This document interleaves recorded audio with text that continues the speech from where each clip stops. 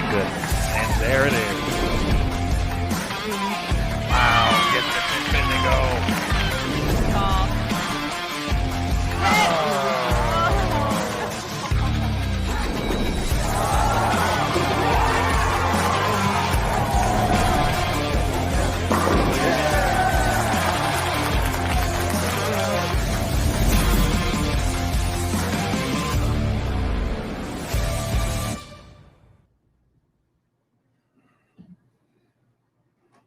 Good evening and welcome back, everybody, to continuing coverage here from the PWBA Twin Cities Open. I'm Mike Flanagan, and the round of 12 is just getting started here.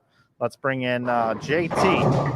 Hello, JT. Hello, sir. How are you this afternoon? Doing well. Are you ready for these 12 games? Are these 6 games with these 12 competitors? I am. It's going to be fast and furious. It's the lightning round. It is, and we're just getting started here. We're going to start things off with our tournament leader, Erin McCarthy, and she is crossing with Liz Johnson.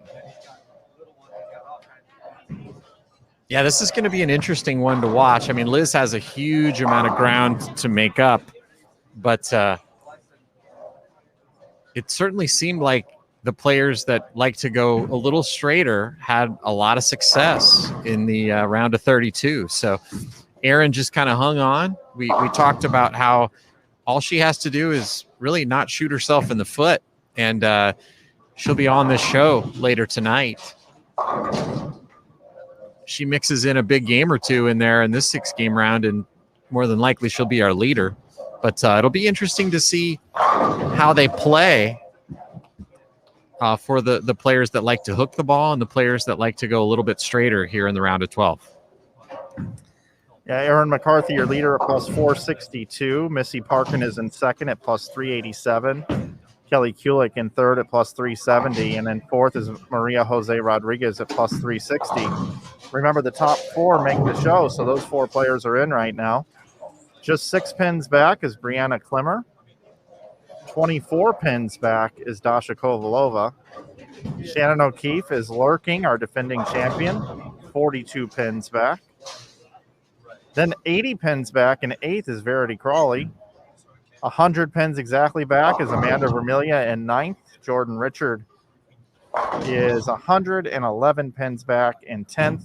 Sid Brummett, 124 back. And as you mentioned, JT, Liz Johnson, a lot of ground to make up.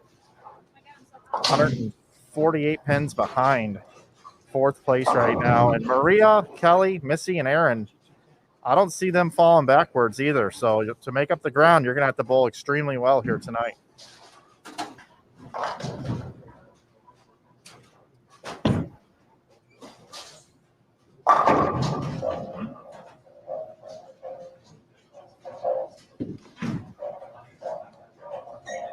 Looks like we picked a good pair here. Both players are perfect through 2 frames. If you thought the pace was fast earlier today with 3 on a pair, now we're down to 2 on a pair. Yeah, Mike, we do have to report that one of your predictions has been busted, sadly. Yeah.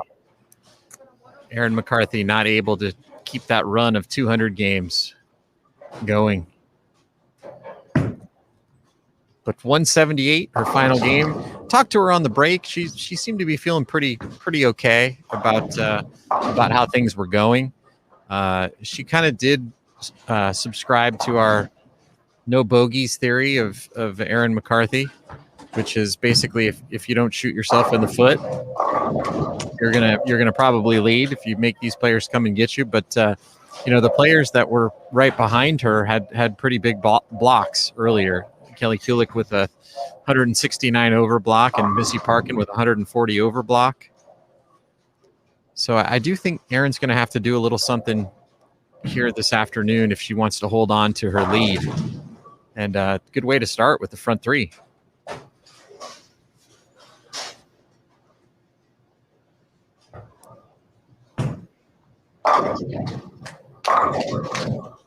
All 12 players you can watch on Bowl TV. We got 4 channels for you in addition to our main channel.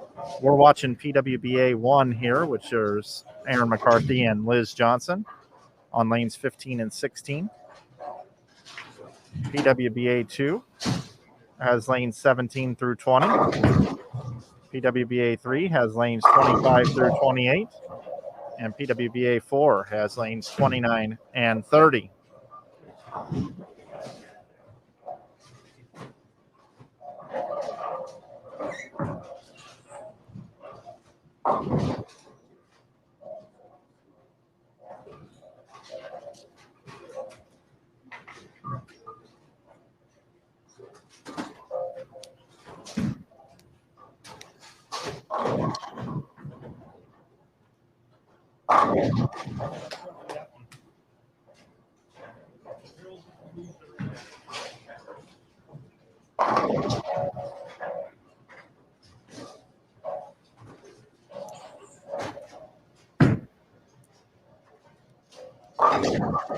Dasha Kovalova starting with the front 5 down on 29 and 30.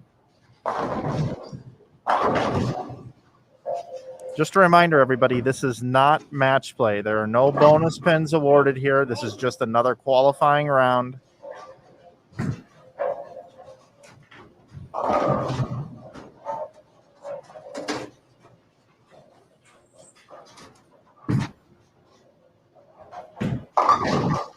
Just 2 to a pair, and that's who they will cross with. Looks like we got a little bit of a delay in the action here. We'll take you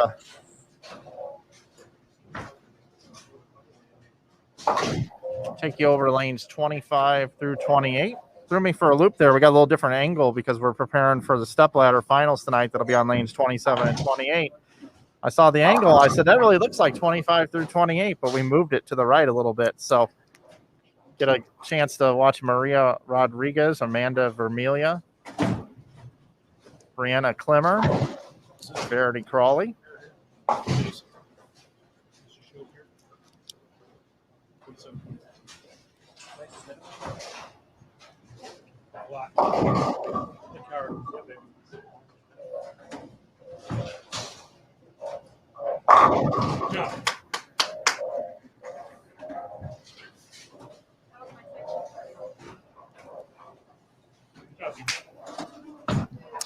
Couple slow starts here for the players on 27-28. Brianna Klemmer with a couple open frames, trying to bounce back here in the 4th.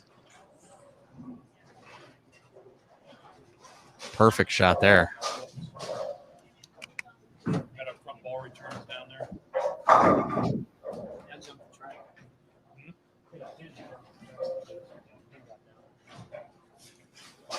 We were talking about it at launch action.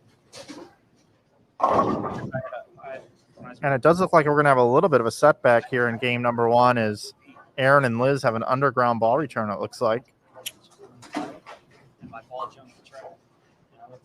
Well, I did say, Mike, we did talk through some possible predictions, and I did pick a Final Four, but I gave a little bit of a hedge on who I thought would be, the player that might jump in that I didn't pick, which was Dasha Kovalova. And Dasha started with the front 6 here in game number 1.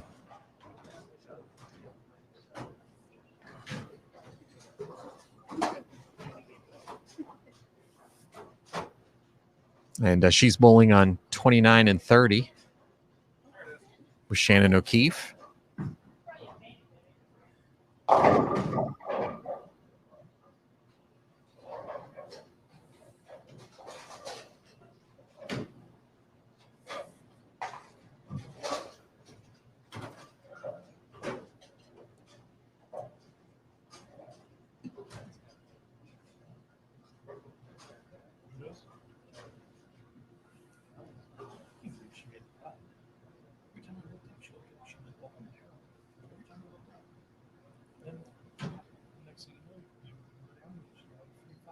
Looks like kind of everybody's waiting now for this underlane ball return issue to be resolved. So I can take you to 29 and 30 where Dasha has left a 7-pin now. Let's do that. There she is, and just waiting for the lanes to clear.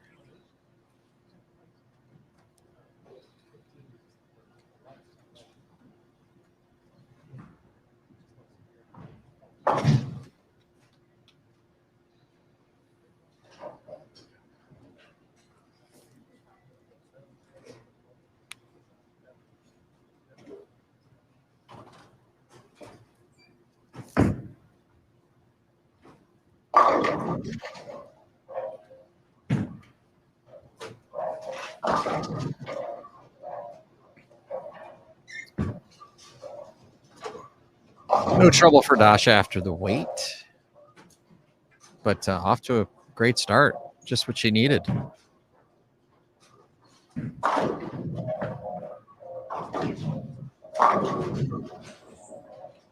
Dasha comes in at plus 336, so 24 pins back of the show at the moment.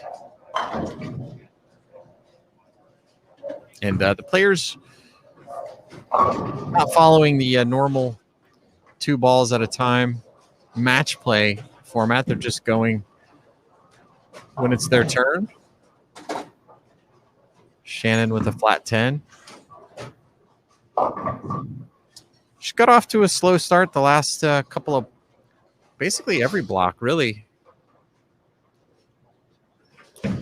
190 and 214 for the first 2 rounds were her starting scores, and then 191 earlier today.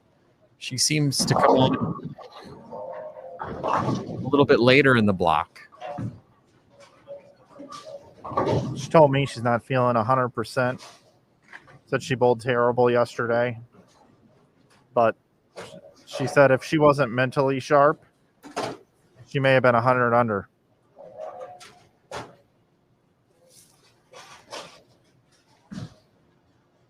Yeah, it's pretty amazing. You know, the great players can find a way to still compete and have a chance to win when they're not at their best.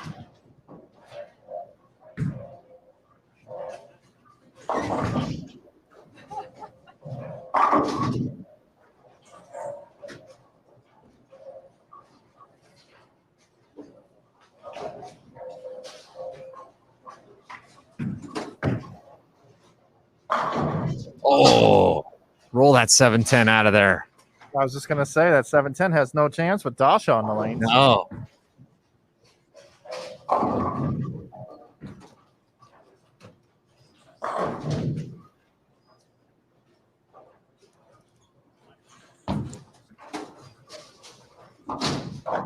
Whoa. Wow. That's unusual. Yeah. I don't think I've ever seen that. I don't think I have either. I mean, I've seen it in bowling, but not out of Shannon O'Keefe. Yeah, correct. Yeah.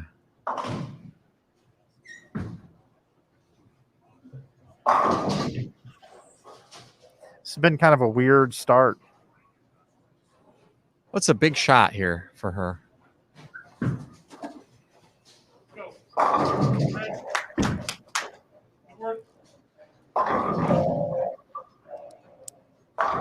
She can still bail out 225 this game.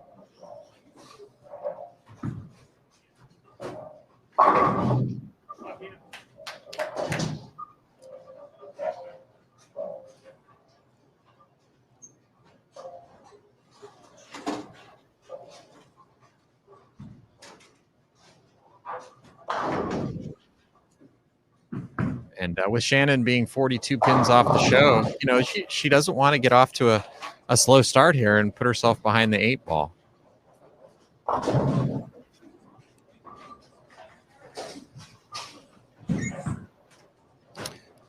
It's like in football, Mike, when you get behind early and you're forced to pass on every down, you know, the defense is able to adjust to that and makes it more difficult. And it's nice when you have a little bit of cushion to be able to coast through a tough pair with 2-0 and not have to press and bring 150 into play.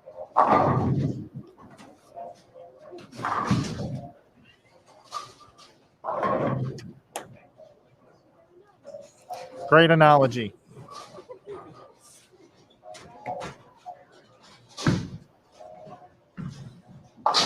Aaron McCarthy just is going to run the ball, run the ball, run the ball. Try to chew up some clock. That's right. Make him try to force a fumble or. But like I said, you know, she can't. You know, you don't want to get into prevent defense mode, where you know, a lot of people say the only thing the prevent defense prevents is you from winning. Because you start shooting 170s, and then all of a sudden your chasers can shoot 220s and make up huge ground on you. But if she's shooting 2-0s and 2 teens, you know, that's going to force them to shoot 230s and 240s. Puts a lot of pressure.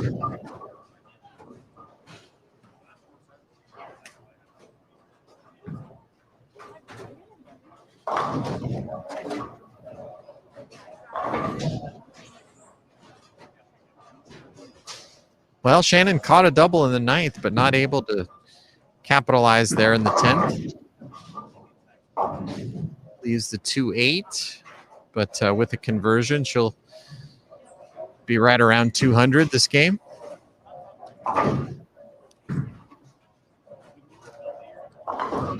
Dasha had a chance for 270, but 10-pin makes the best that she can shoot this game 258. Good spare for O'Keefe.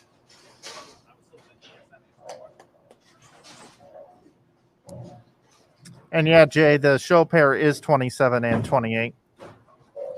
Yeah, that's right. So Brianna and Verity getting a chance to bowl on that pair here out of the gate. And Brianna doing a nice job to bail out this game here after a couple early opens in the second and third.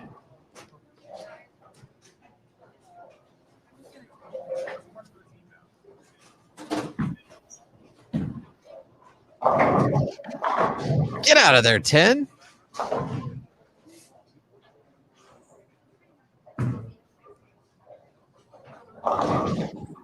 That was pretty big there for Amanda Vermilia. Big difference between shooting 230 and 210 that first game when you're 100 back of the show.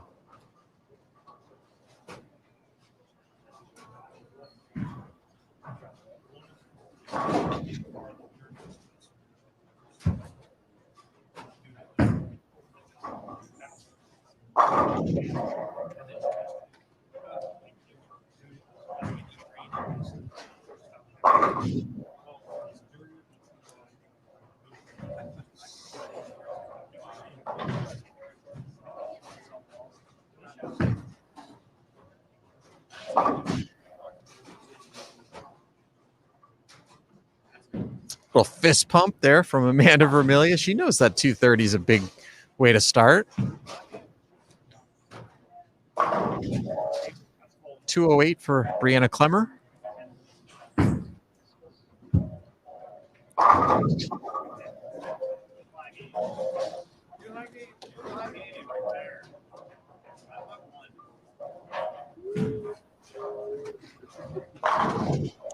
I see Michelle's comment here. Wow, 1 pin. And again, I just want to say that this is not match play. This is just qualifying. They're just paired up together.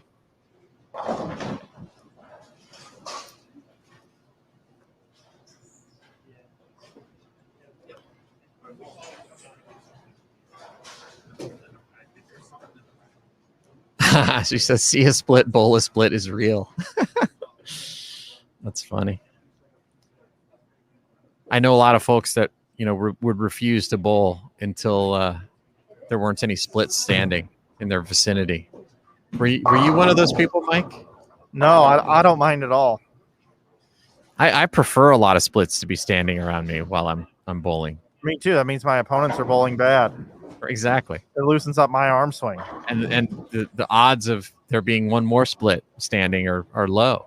Exactly. Just like when you play roulette, if you see a bunch of black come in on the board, you know it's got to go to red on the next one. Exactly.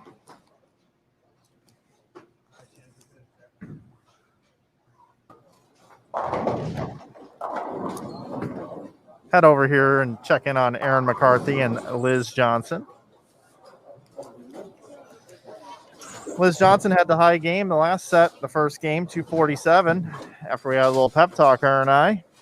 We had another little talk on this one here. It looks like she's going to come out with a pretty nice game. I had nothing to do with it, but she did come over and give me knuckles and say, Mike, I did it. I made it in. Like, that's right. You got some work to do. And I think Liz is going to need a 730 three-game set somewhere in here and probably a 660 to go with it to even have a chance at possibly making this show. But we have seen some scores kind of slow down here, so it starts here in the 10th frame for Liz Johnson. Scoreboard tells the story. There you go, Liz. Liz has an opportunity to bowl 251. Kind of an odd score. This has been an odd beginning to this pair as they had an underlane ball return, which caused the delay. They are the last pair to get finished. Aaron mixing up some pins. Fortunate just to leave. I believe that's the 8. This is the farthest pair away from our booth.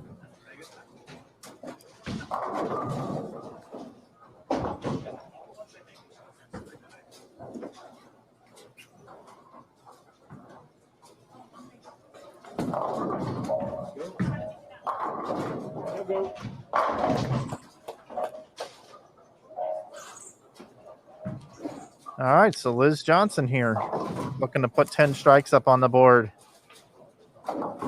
in game number 1. She's got to make up some pins. Liz came in as the number at plus 212. Again, fourth is Maria Jose Rodriguez at plus 360. So is there enough time? Is there enough games for Liz Johnson to make her way into the top 4?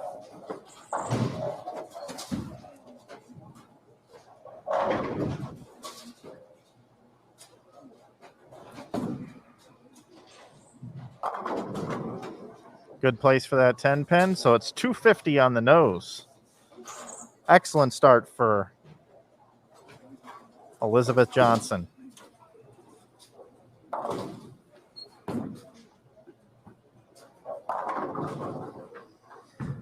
And Aaron just squeaking out 2-0 here, 204.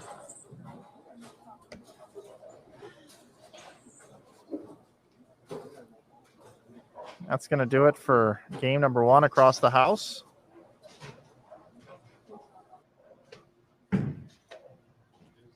Getting ready to move into game number 2. Glad you're with us here on Bowl TV, everybody.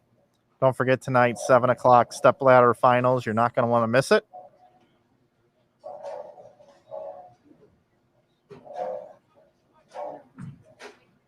And take a look at this upcoming 2021 PWBA schedule. We'll see you next week in Lincoln and the following week in Cleveland and the USBC Queens in Reno.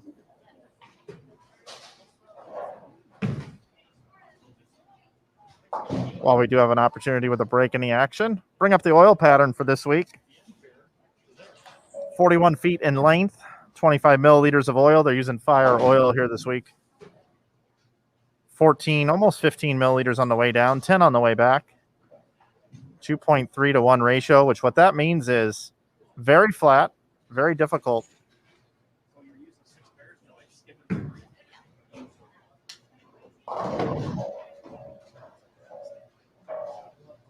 We will have a giveaway for you too during this round. We're giving away another one of our PWBA books with an autograph of whoever the leader is from the round.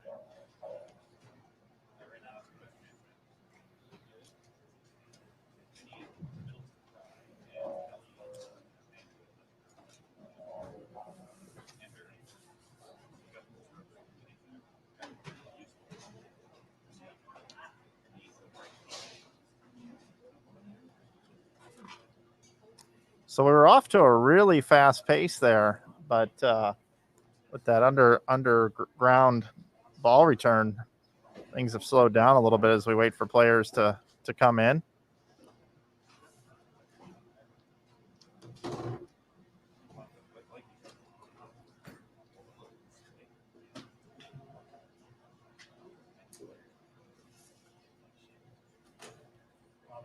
Yeah, a couple folks in the chat noticing that there are some low scores out there. to be had. Kelly Kulik and Jordan Richard both shot less than 150 on 19 and 20. So we'll have to watch that pair, Mike, as we come down the stretch. It looks like those two maybe didn't break them down the way they wanted to, and paid the price. Yeah, and you were away. I'm sure you saw it when you were down there. But Elizabeth Johnson, 250 even. Yeah, I did, and that's exactly what she needed. That, like you said, 750 to start to get back into it. But with the way the scores were that first game, maybe she shoots a couple of 700s, and that's enough. Trying to call it out as best as I can here. Aaron had 2-0. I didn't see what Missy had. Did you happen to catch that score? No, I didn't. Kelly had 140, 147. So she's down around 320 now. Maria Jose, I didn't catch her score either. But we'll have them for you in just a minute. But yeah, certainly. I mean, Liz and Kelly, Liz goes to plus 262. Kelly comes down to plus 320, roughly.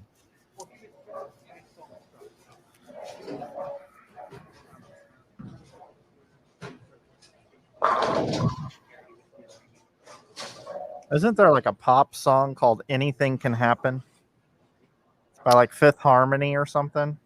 I know there's a song in the Mary Poppins musical that goes, anything can happen. Anything can happen if you let it. I'm not going to sing it. I'm just going to stop. Okay. All right. Yeah. Yeah. For those of you on Bowl TV, after the show tonight, if you'd like to join us on PWBA number 5, we'll be showing Mary Poppins. It's a double feature presentation followed by Gone with the Wind. I'm going to tell you guys a secret. Do you guys want to hear a secret? Yes. Mary Poppins is one of my top 5 favorite movies of all time. Bang. That's it. Okay. All right. I thought you were going to say Chitty Chitty Bang Bang with that at the end. I like Chitty Chitty Bang Bang, and I know. I but can tell. it's not. I mean, it's not one of my top 5 favorite movies. Well, you want to know who is in my top 5 tournament? Director of operations, directors of all time. Is she practically perfect in every way? She is, and that's Tennille Milligan, and she just delivered my score dash to me. Aaron McCarthy plus 466 is your leader. Missy Parkin, she's cutting it closer, plus 412. So now just 54 pins separate first and second between McCarthy and Parkin. 30 pins behind Missy Parkin, Dasha Kovalova at plus 382. Brianna Klemmer is now fourth at plus 362. Maria Jose Rodriguez is 9 off the show at plus 353 in fifth. Shannon O'Keefe is now 41 back in sixth. Kelly Kulik is now all the way down to seventh. She is 43 off the show. Amanda Vermilia is eighth. She is 65 off the show. 75 off the show is Verity Crawley. Liz Johnson is now 100 pins back in 10th place at plus 262, followed by Sid Brummett and Jordan Richard. That's doable, Mike. That's doable.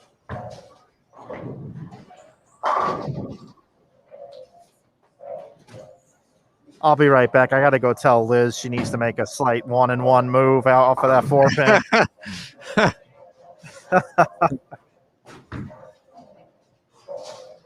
Isn't that what Matt McNeil's for? Oh, that's right. Or Steve Jacobs or Hank Boomershine. I think I got all their numbers. I'll just send them a quick text.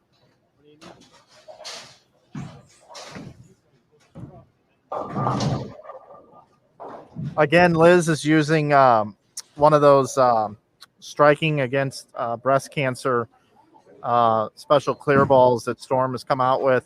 I believe there's a donation involved with when you purchase one of those balls. It's a tribute to the Striking Against Breast Cancer doubles tournament, the Lucy Bonneau that Donna Connors and Carol Norman have been doing such a great job over the years. They did such a great job that the PBA and the PWBA recognized it as professional tour titles. And I know Liz is very close with Donna and Carol and everybody down there. So really cool story behind that bowling ball. I just don't want Liz to have to use it too much this game.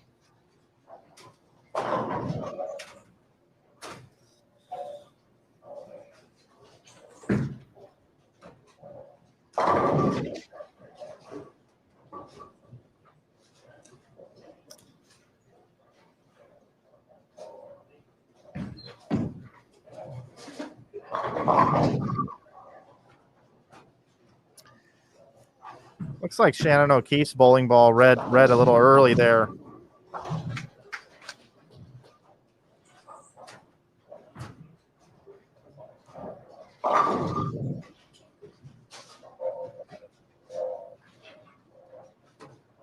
As did Aaron McCarthy's. Yeah, Aaron's going to have to find some mojo here at some point in these 6 games, because I don't think she can just 2-0 them to death and keep the top seed.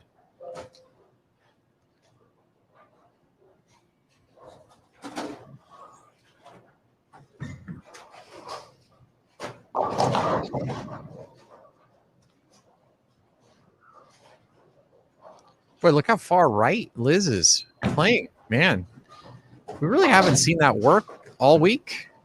No. I think she's just trying to thread the needle, keep her angles right in front of her. But Missy's, pretty close to where Liz is, and she's whacking him. She's got the front 4 this game. All of a sudden, Mike, Strader is definitely greater.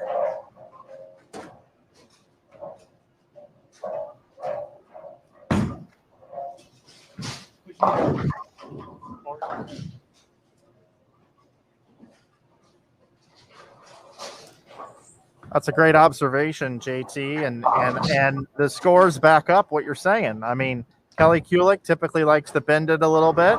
Jordan Richard likes to bend it a little bit. Both games sub 150.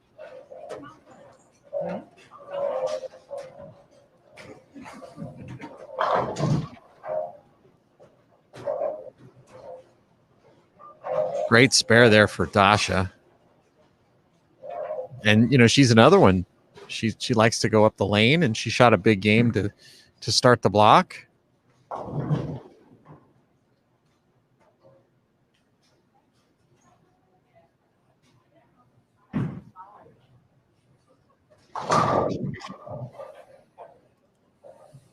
I got to go check on 2 things really quick.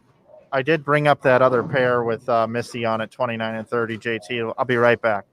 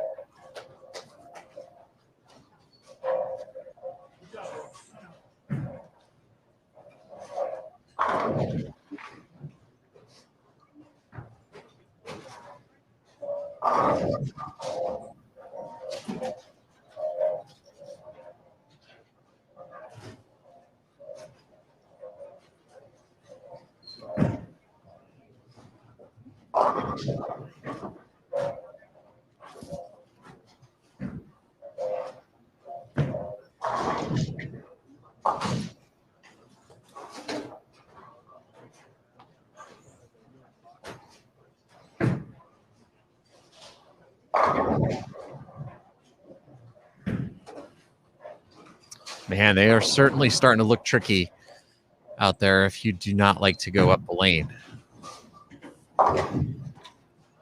O'Keefe got a great break, tripping out the 2-pin to avoid a split. McCarthy got the ball going up a little bit towards the head pin and had no chance of laying off. And then Missy, just 2 lanes over, continues her strike barrage. Yeah, JT, just a couple of nuggets I wanted to find out some information on. I saw Rep 2327 in the chat say, "Hey Mike, just go tell Liz to throw the Marvel S at all times, and you're golden, bro." And Marvel S was a ball that came out 5 years ago or so, and it was one of Liz's favorite bowling balls. She loved the Marvel S, and I thought I saw her have a Marvel S in her bag this week, so I had to go ask Matt McNeil about it, and she found a new one in the box, and she drilled it right before Dallas, and she has used it some this week. So you're right, a Marvel S, an older bowling ball that Liz has. I wanted to confirm that. And the second thing was, I went down and I checked with Nathan Bohr, and I know you checked with him earlier, JT. I just wanted to find out, what was going on with Erin, what was going on with her ball reaction. And he just said, "Oh, she's fine. She just had to battle some carry for the first time in the last block." And again, like you said, JT, they're just hooking a little more in the front, a little tighter down lane, and it's causing things to not be as easy for Erin right now. Yeah, I mean, you can really see it.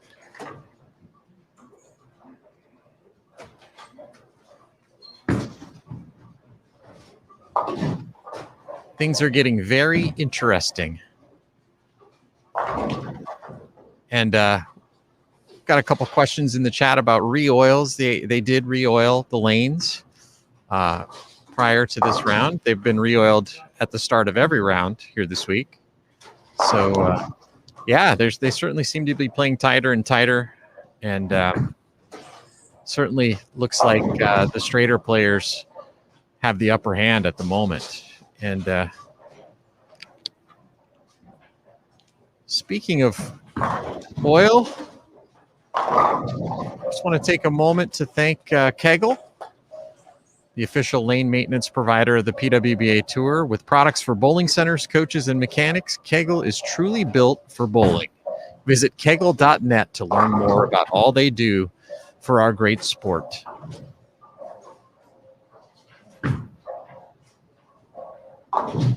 If you've ever got an opportunity, if you're in Florida, you should definitely go check out the Kegel Training Center. They do awesome stuff down there. A lot of players go there and work out. I actually saw that Tom Hess went by there for the first time just this week as well. One of my favorite places in the world to visit. I usually get a chance to go there about once a year because it seems like every year they get a new person that works for Kegel that goes into the Hall of Fame. So I get to go do a Hall of Fame video, and I just love the time I get to spend there.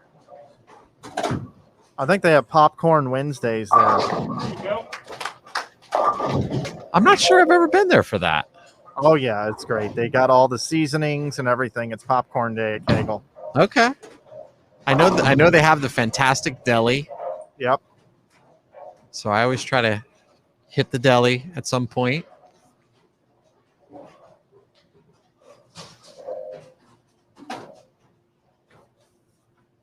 I've never actually bowled there.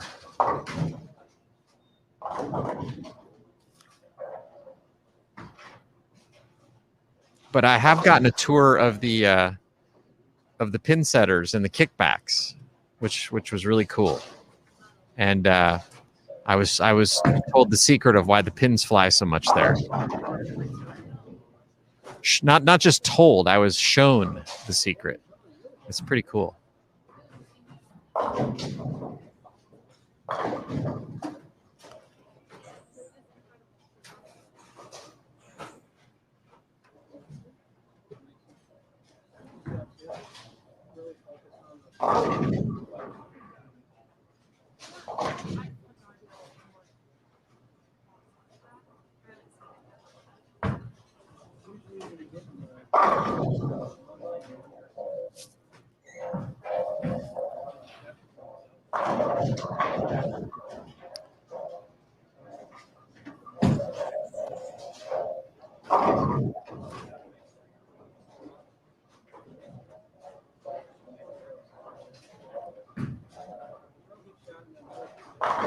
I'll tell you, it's going to take a lot of patience for Erin to just keep doing what she's doing, because I do think that as the block goes on, she will have an opportunity to hit some of these pairs.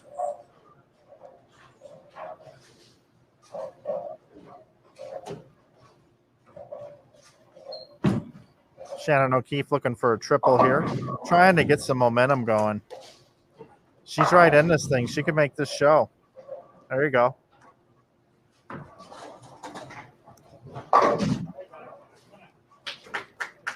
She's only 41 pins off the show. All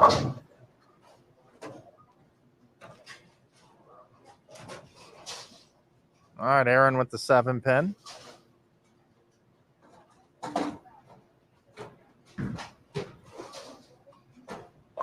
The scoring pace is creating drama, JT. In what way? Well, a 260 game now all of a sudden means a lot more than it did, I think. It certainly does. Yeah, no, you've got that right for sure.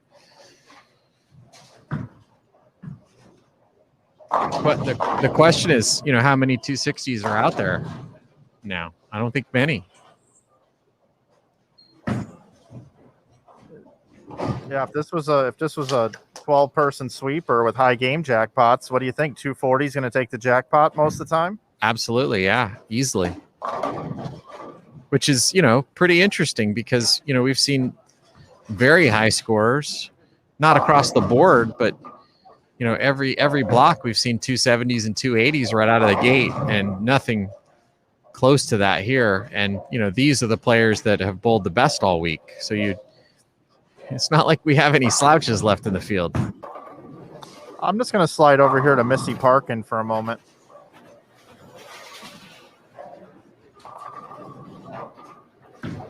She's making them look pretty easy right now.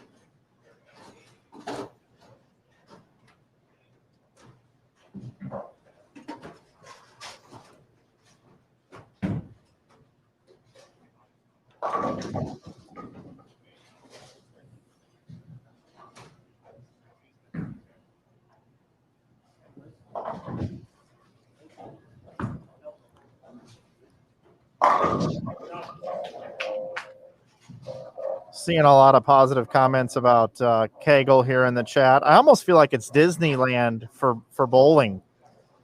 All they need is like some mascots and characters, like maybe Torch the tiger and Specto the giraffe, Lenny the lane machine. You've been thinking about this for a while, I think. You just rolled those right out. Specto the giraffe. That one really doesn't go well. Yeah.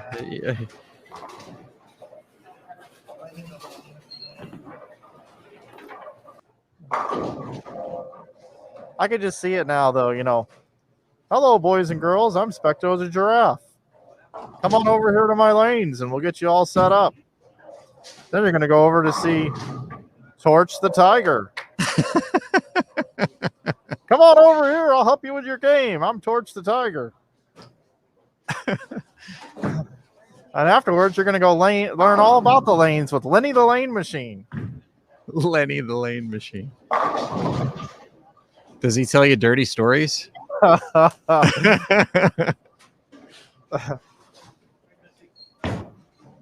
No, he's like Laffy Taffy. Hands you a bunch of Come on, girl. jokes on pieces of paper.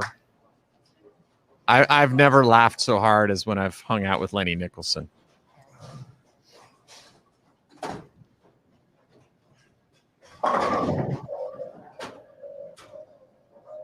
So 241 for Missy Parkin. So continuing the onslaught. I mean, Yeah. So 40, you know, we're doing the same math here, you and me. yeah. 40, I'm sorry, 54 pins separation. Yeah, she got to 453. So McCarthy needs 187 or better to stay ahead.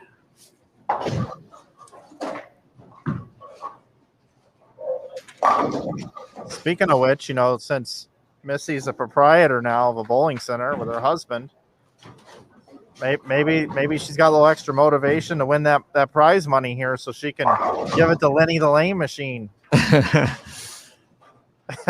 get a new lane walker. I'll tell you, Shannon O'Keefe has found a little something too, and she's in the 230s. Watch out for her. Oh yeah, I saw a little fire there in that triple she had, the 5th through the 7th. Ooh. Boy, I think, you know, Erin's just gonna have to keep staying patient. She's making good shots. It's just tough when you see, you know, the people chasing you shooting 240s.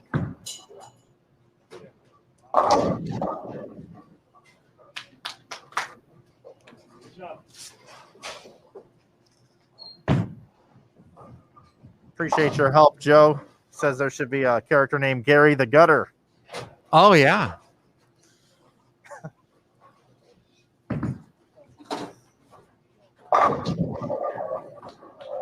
Maybe Foul Line Frank. Foul line Frank.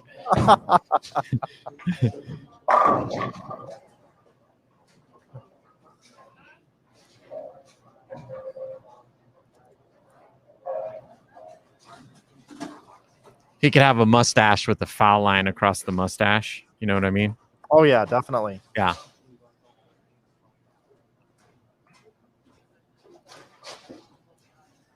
You take a history course from Squirt Gun Sam. Shannon O'Keefe finishes off 237 there. She sure does. Yes, she does. And Erin McCarthy will be in the 190s with good count. Kovalova with 221 possible with the strike here on the fill ball, and Liz Johnson with 227 possible. Spot the split. Oh, that's a good one.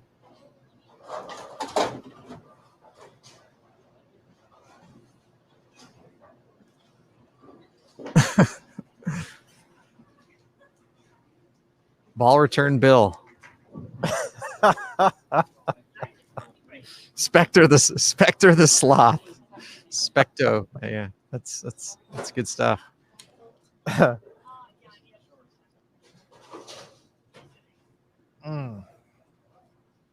You're welcome, Chris Chartrand. Giving you all these marketing ideas for free on Bull TV.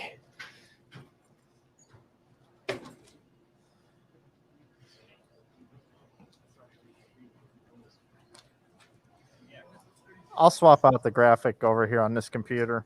Thank you.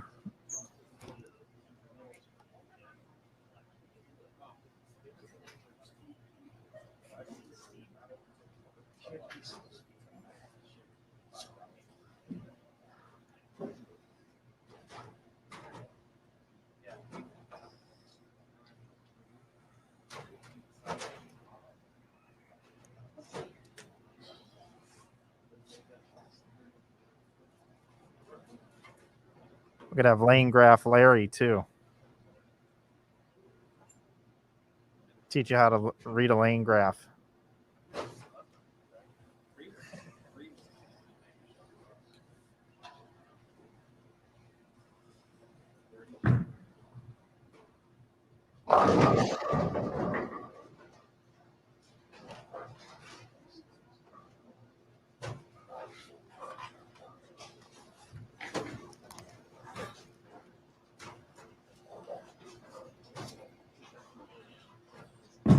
Okay, game number 3 about to get underway here. Jordan Richard starts it off.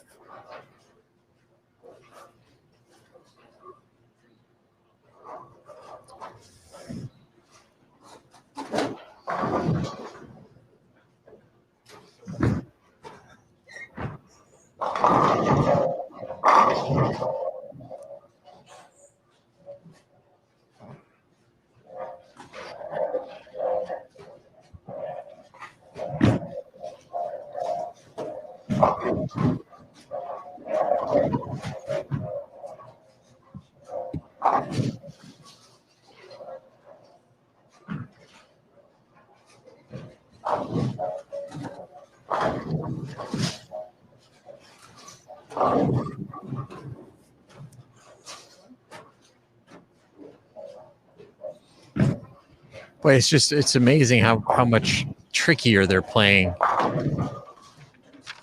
Looks like Score Dash has arrived. Score Dash has arrived. And if you weren't around yesterday, I talked about how much I love DoorDash, where they deliver food to you. Well, Tennille Milligan is my hand delivery driver here for all the scores. So it's Score Dash here on Bull TV. All right. As we talked about, Erin McCarthy is still your leader. She's been the leader for a long, long time, but it's getting really close. 4 pins separates first and second. Missy Parkin second at plus 453. Third is Dasha Kovalova at plus 403. And our defending champion is now up to 4th position at plus 358. Shannon O'Keefe by 1 pin over Brianna Klimmer right now, plus 357. 6th, Maria Jose Rodriguez, plus 350. 7th is Kelly Kulik at plus 319. 8th, Liz Johnson, plus 289. 9th, Amanda Vermelia, plus 278. 10th, Verity at plus 270. Jordan Richard, plus 253. And Sid Brummett is plus 223 and 12th.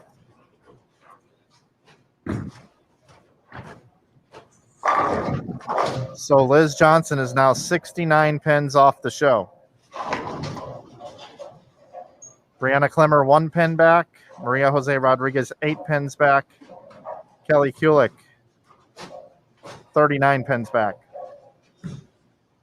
What do you think, JT? Do you want me to sing "Anything Can Happen" again?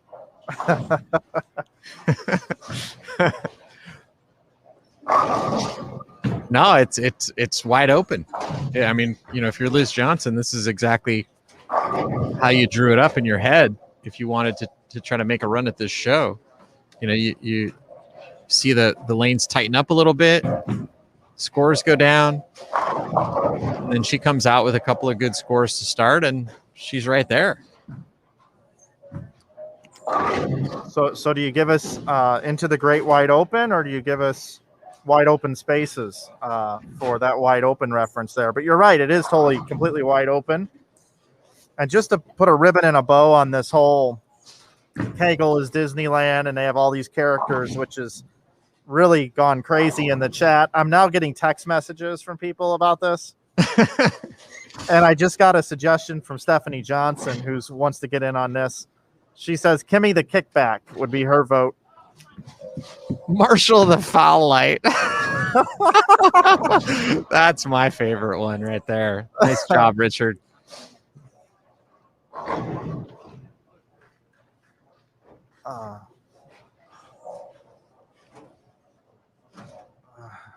Oh man. I'm sorry, JT. I get some weird stuff going on here. Yeah, imagine if you were, I don't know, let's say Chad Murphy, the executive director of the USBC, who's just checking in on what's going on. I know. Bull TV, and he's like, "What the heck are they doing in that chat? What did Mike say? What did Jason say?"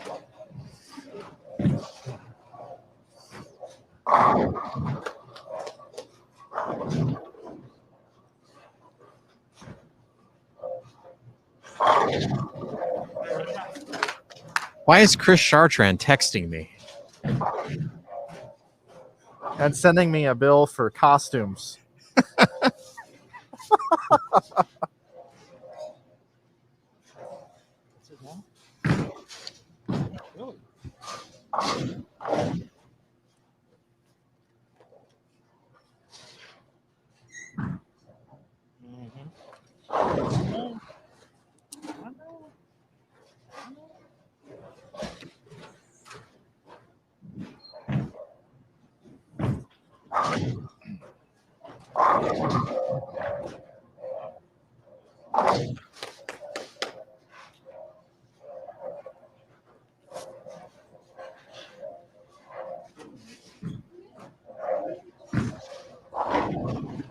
Didn't Kelly Kulik bowl 140 yesterday?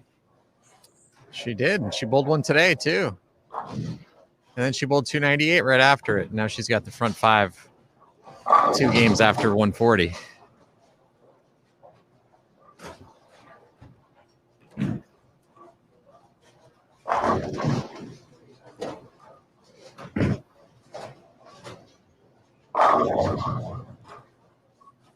By the way, that was the perfect assist. Well, I mean, she bowled 149, 200 the first 2 games of this block, and she's still within 39 of the show. I know. She's got to feel great. Yeah, because I read over the standings, and what I immediately said was, well, Kelly's going to be joining me here in the booth tonight. And then I look up and front 5. Yeah, no, I mean, she could be back on the show this game. Yep. Absolutely. I actually talked to her downstairs this morning. I said, hey, nice game yesterday. And she's like, you know what? I'm kind of mad I didn't finish that one out. She's like, I know it really shouldn't matter, but I really wish I'd have shot the game. Well, she's going to have another chance. That one just rolled over the 8-pin. She's just, I have to believe she just is the mentally toughest bowler I've ever seen. I mean, she just never gives up. She doesn't get down when she shoots a low game. You really never see her dejected. She just keeps coming back and keeps coming at you. I remember when she made the show at the Tournament of Champions and won. The bigger story in my mind wasn't that she won the tournament. It was that she was going backwards the last night of match play and had fallen off the show, and everybody had started to write her off.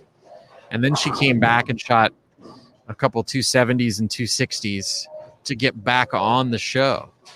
And I remember watching her bowl the position round, and people were literally 10 feet away just saying, oh, she's not going to make it. She's not going to make it. She's going to choke. She's going to fall apart. She's not going to do it. She's not going to do it. And I mean, I was standing right next to her with a camera, and I could hear them saying it. So I know she could hear them saying it. She denies that she could hear them saying it. But she shot 260 that last game in the position round to get to second and make the show. And that was one of the most amazing feats of mental toughness I've ever seen in the sport.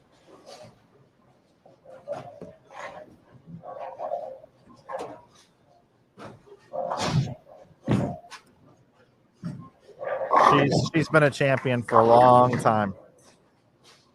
She's got a champion mindset.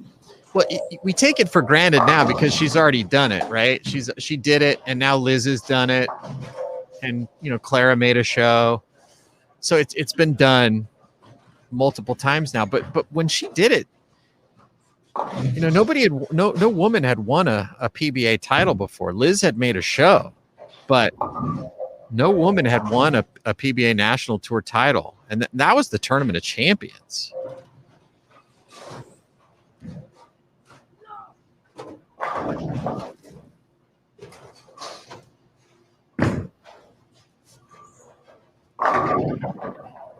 Red Mission. Yeah, when I did Kelly's Hall of Fame video for the USBC, I told somebody, I said, if all she had ever done in her whole career was win the Tournament of Champions, she would deserve to be in the Hall of Fame just for that one accomplishment. Not to mention, the Queen's championships and the U.S. Women's Open titles that she's won and everything else. but just that one win was so monumental.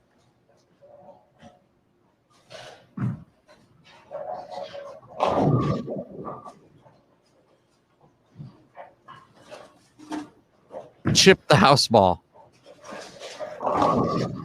I used to have a bowling ball that had a chip on it, and my good friend Billy Myers Jr. said, "What is that, chip weight?" Because we had, you had axis weight and leverage weight and all that stuff back when we were. And he would make fun of me with my chipped red hammer. Oh, Jason's throwing the chip weight red hammer again. These nicknames are gonna last the entire block. We're gonna be in game 6 and somebody's gonna throw out like Howie the house ball. Hey, Kelly Kulik has got a great game going here, and she's trying to get into the top 4. But it's going to be really hard if these top 4 players bowl big games.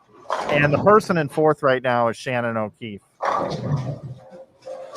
And if you look here on your screen, here is Shannon O'Keefe down on lanes 15 and 16. She's got the front 7. It's just so amazing, Mike, when we come down the stretch in these big events, and the same Liz Johnson, Shannon O'Keefe, Kelly Kulik, they shoot these big games when they need them. And, didn't I just get finished saying there aren't a lot of 240s out there? Didn't we just say that like 5 minutes ago?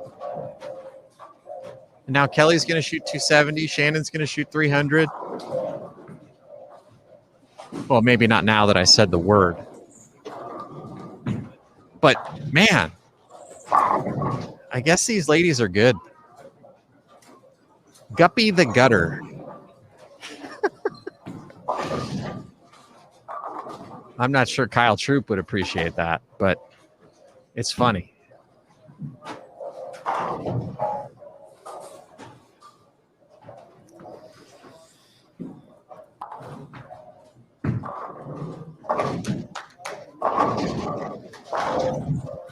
I have a special request here. If Lindsay Franklin, Bowl TV subscriber, is watching today, if you wouldn't mind just saying that you are watching in the chat, I would appreciate it.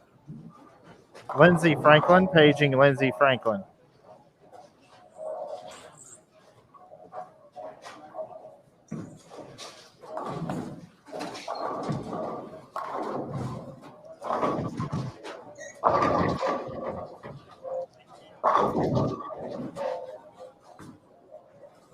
Shannon O'Keefe looking for the front 9.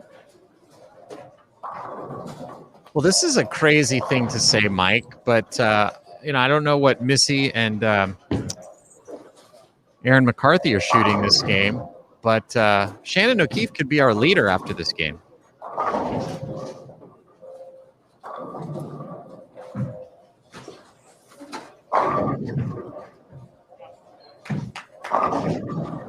Yeah, I just said that.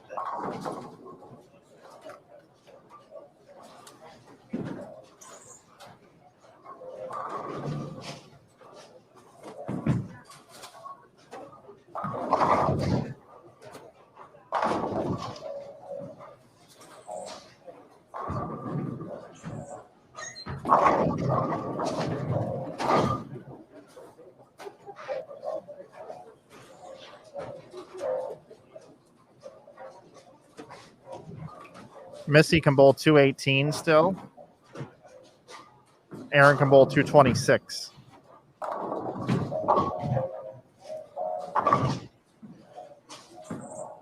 First shot in the 10th for Shannon.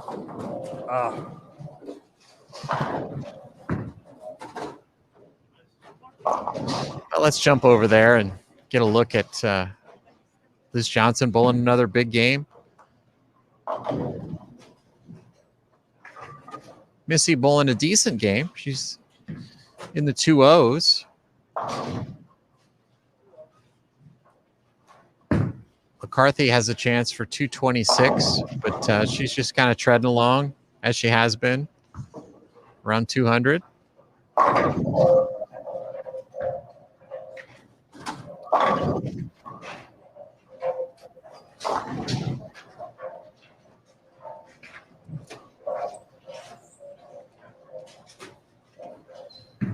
So Shannon O'Keefe with the old 261. But great score that's going to move her up quite a bit. She was already in 4th place. But she's going to have a chance to get to the lead, Mike, before all is said and done. And she'd be the first to tell you that this whole weekend she has not been at 100%, doesn't feel sharp. And that's scary for all the other ladies that are in the field that bowl on the tour every single week. She just finds a way, even on her off weeks, to still be there. Yeah, I know Tiger Woods used to say that all the time, and I don't know if he said it for a fact or because it was true, but he would win on weeks when he just didn't have his best stuff.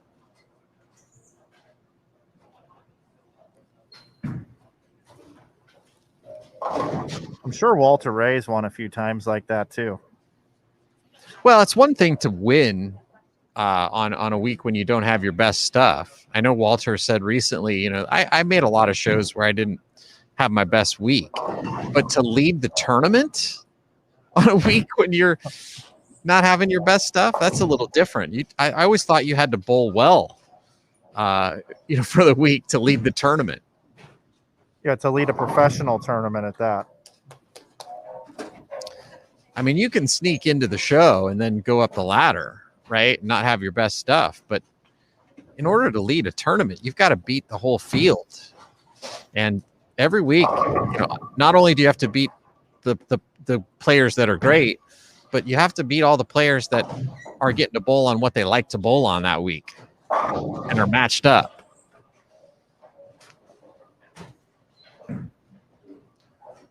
Kulik finished with 277 here in game number 3. So she's going to be right there. Unfortunately for Kelly, she was chasing O'Keefe, and O'Keefe shot 261.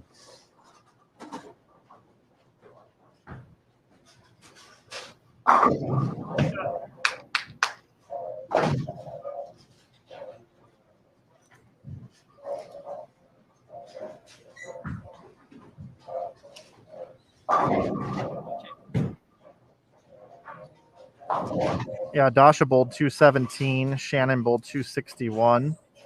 So Shannon will go around Dasha. Brianna in 5th bowled 198. Maria in 6th bowled 199. Kelly in 7th bowled 277.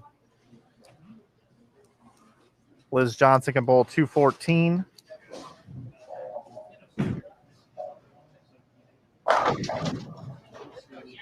And Missy finishes with 203.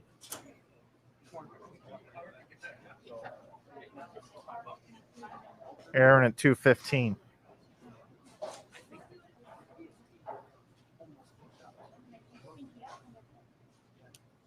So Aaron widened the gap between her and Missy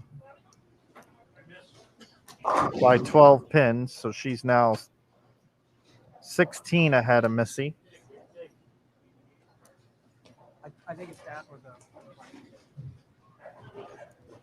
Take that, yeah.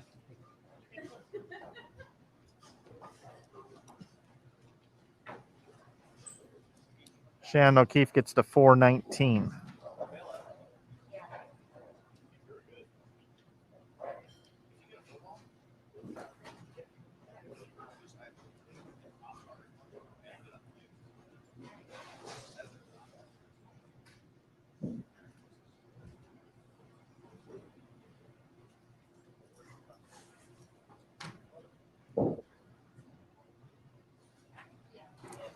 So just doing some quick math up here in the booth. After that game, Aaron McCarthy's your leader at plus 472. Second is Missy Parkin at plus 456. Dasha is plus 420. Shannon O'Keefe gets to plus 419. 1 pin out of third. Kelly Kulik jumps up to plus 396. She's in 5th. So she is 23 off the show again now. And there's quite a bit of separation here starting to take place between the top 5 bowlers and 6th position with 3 to go. I'll have the official standings coming out here in just a moment, but that's with my trusty pen, that's what I have up here. Glad you're with us here on Bowl TV. Glad you're able to watch the 4th stop of the season. The first one in a couple of months here on the PWBA Tour. I'm Mike Flanagan. I've been joined by Jason Thomas this entire weekend, and it's been an absolute pleasure bringing you this unbelievable competition taking place here in Eagan, Minnesota at Cedarville Lanes. I want to thank our proprietor here, Brent Prentice, and the entire staff here at Cedarville Lanes for hosting us. It's my first time here, and they've made me feel like family. So they got a great restaurant here. Fantastic staff. Thank you guys so much for hosting the PWBA Tour.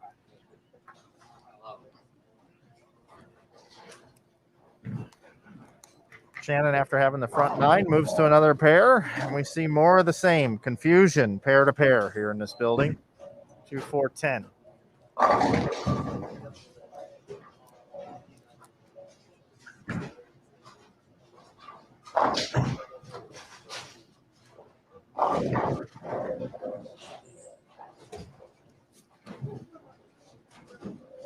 I have the official score dash report from Tennille, and my numbers were right that I typed up here with my pen, if that's even possible. Typed up with your pen.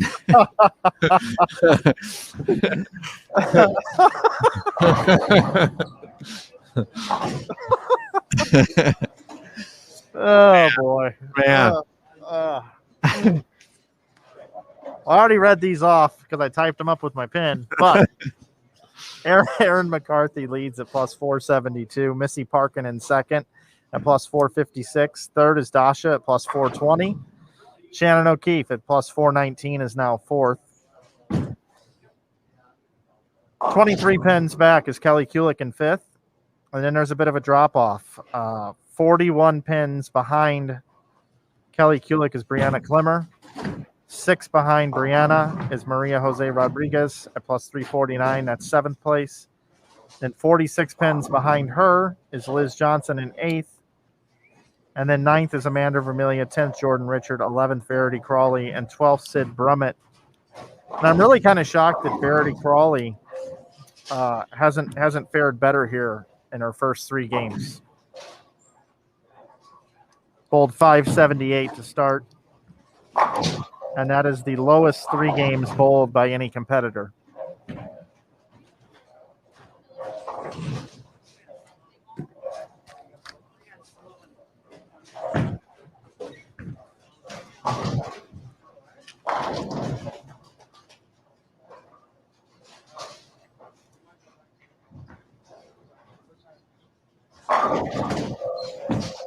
Here's a fun fact for you. JT, there's only been 2 female bowlers that have won Player of the Year since the relaunch of the PWBA Tour, and that is Liz Johnson and Shannon O'Keefe. And for the first 3 games of the top 12 round here, Shannon O'Keefe has the highest 3-game set in the building, 701. And second high is Liz Johnson at 691. Yeah, there's a reason why they're Players of the Year.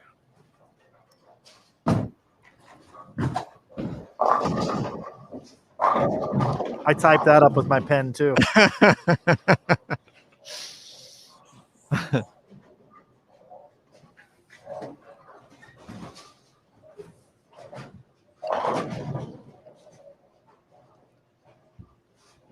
You can actually hear it.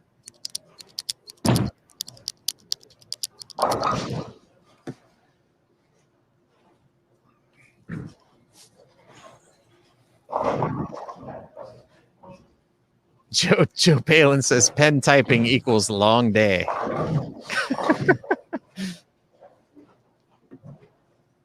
I think when you look up baffling idiot in the dictionary, that's what you see is a picture of me smiling.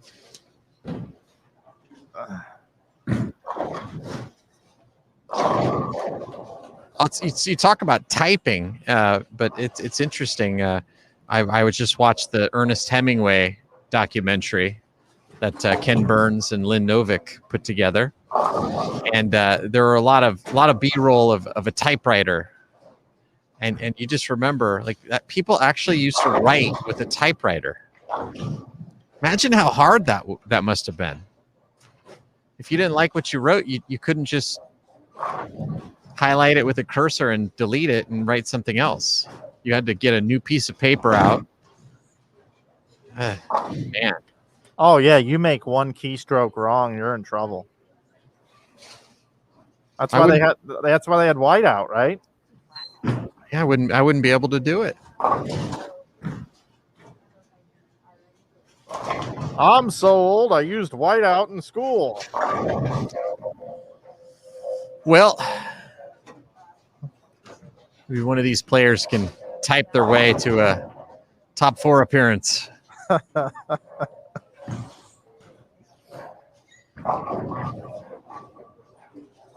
I'm not very surprised that Verity has the lowest score. I mean, I don't think that the way that she likes to play the lanes is working particularly well right now. But I also think we can't underestimate the fatigue factor. She hasn't really competed at all. She's bowled really only a very limited amount in the few weeks that she's been here in the U.S. And you can kind of tell in the way she's walking that, this is taking a lot out of her.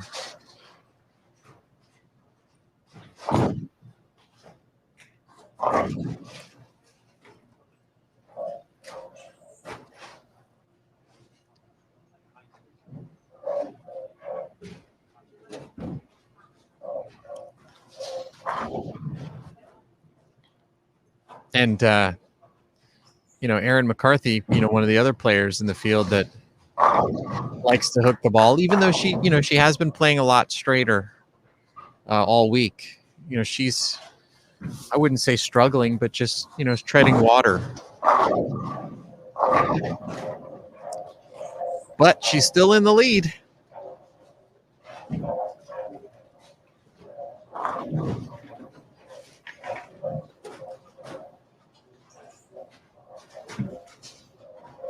And O'Keefe really struggling with her look here on 19 and 20. After starting with the front 9, she hasn't thrown a strike yet here in game number 4.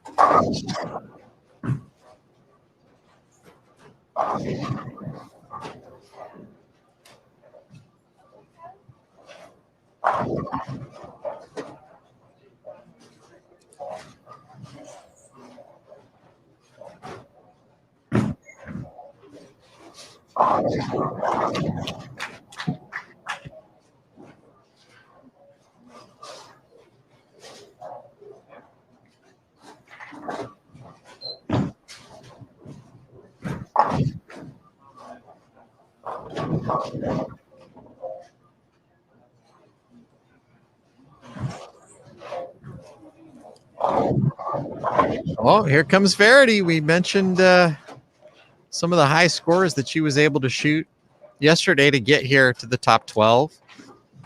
Hasn't had a lot of success here today, but she's got the front 5 now. And we saw her throw a 20 bagger yesterday. So she throws another 20 bagger here, and she still would have an outside chance of getting to that top 4.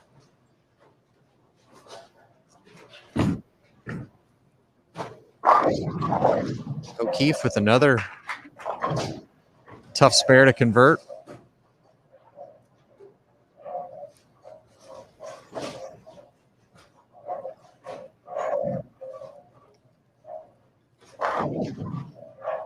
Man, this is just wild.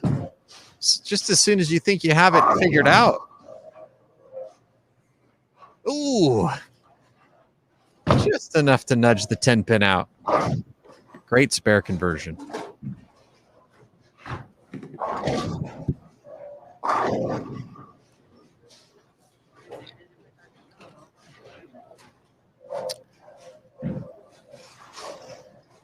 Didn't I just say that, Verity was done? I'm not going to talk the rest of the day, Mike. Well, notice I haven't said a word here for really a couple minutes, and she just keeps striking. Which means now that I'm back on the air, this string is definitely coming to an end.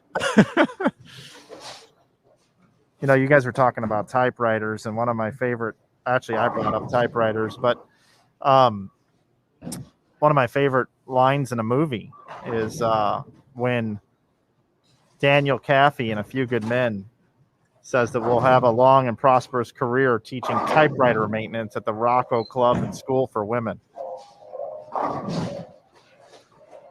Yeah, wasn't that a Kevin Bacon line?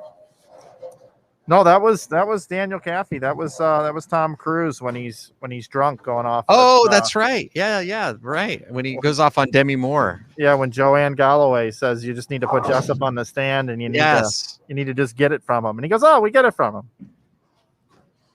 Yes, I remember that scene. That was a great. Tom Cruise does the best rants, doesn't he? He does, and I'm just gonna stop there because he's my favorite actor of all time, and I'll really never be invited back. So we're good.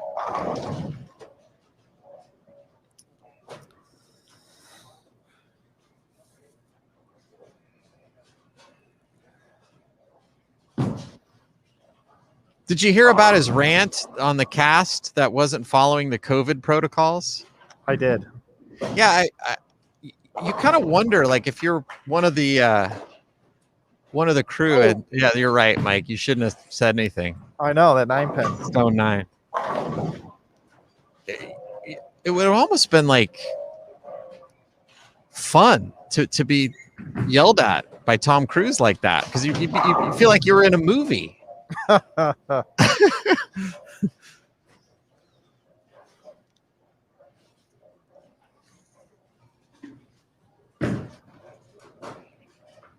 feel like you were in Rain Man. Definitely. Yeah, definitely.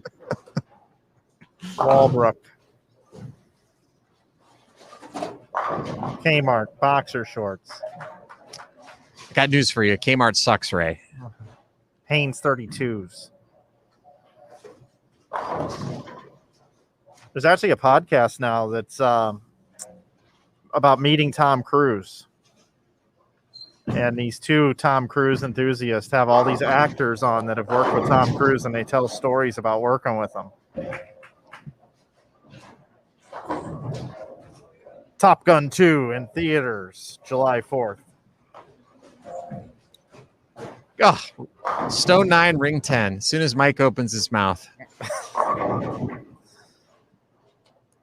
I did a really nice interview with Verity last night, too. I thought we were on good terms.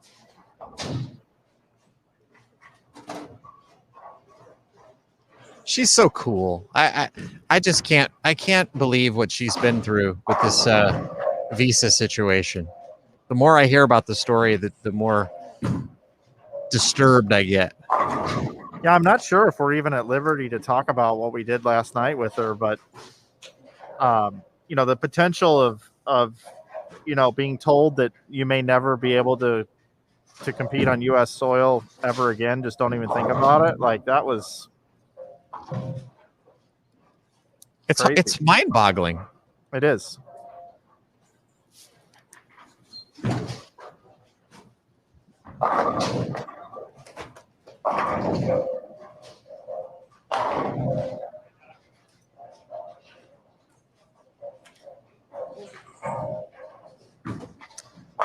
Well, man, Shannon O'Keefe, feast or famine, front 9 the last game, and now she's going to go front 9 without a strike. But she's still hanging in there. Just one open frame.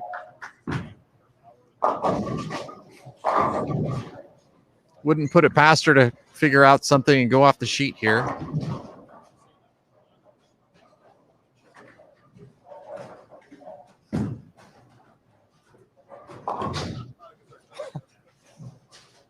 Kelly Kulick's run is continuing after a bit of a rough start in game number 4. She's got open, spare, 5-bagger. So she's trying to chase down Shannon O'Keefe, just 23 pins back. You know, JT, we must have an older audience in here.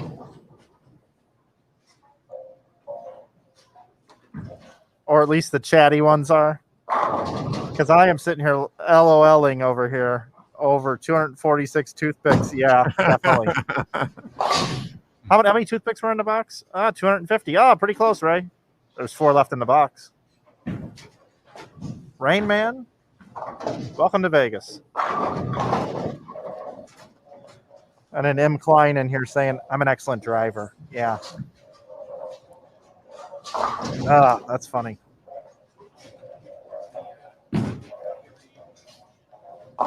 Woo.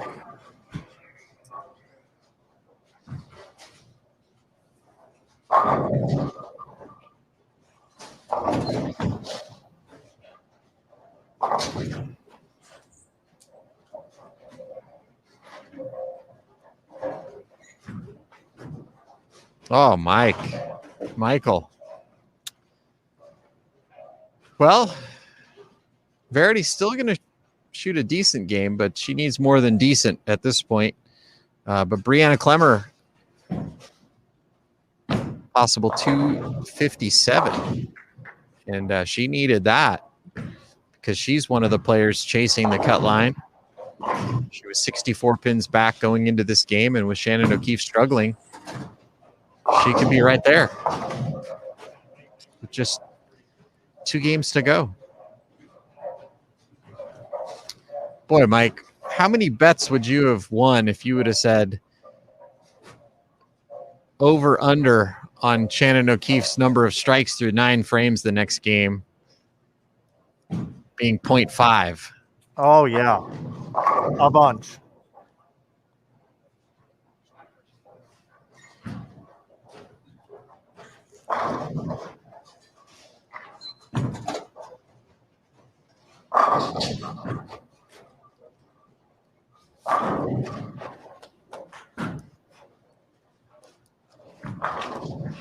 Let's switch over to Kelly Kulik. She's making a run, as we mentioned. Can shoot 258 this game. With 3 more strikes in the 10th. And she's right now just outside the TV show. Yep, 23 pins behind Shannon O'Keefe. Just pokes the 10 pin out. I'm going to do a little flip-flop here.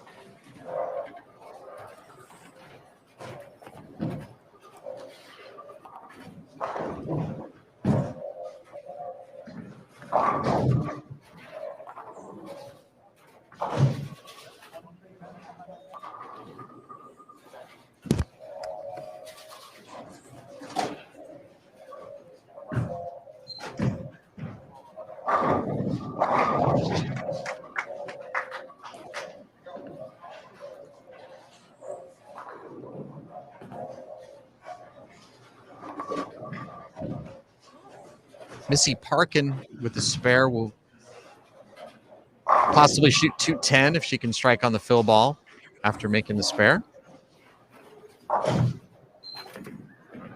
So this to be in the 250s and rings a 10. But 247, that's going to help the cause.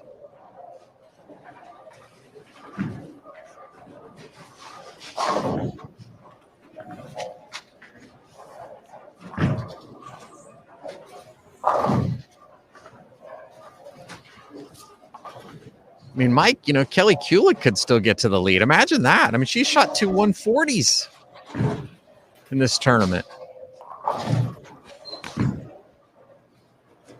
Yeah, I've been sitting over here number crunching a little bit. The high game, the first game, was Liz Johnson with 250. The second game, it was Jordan Richard with 257.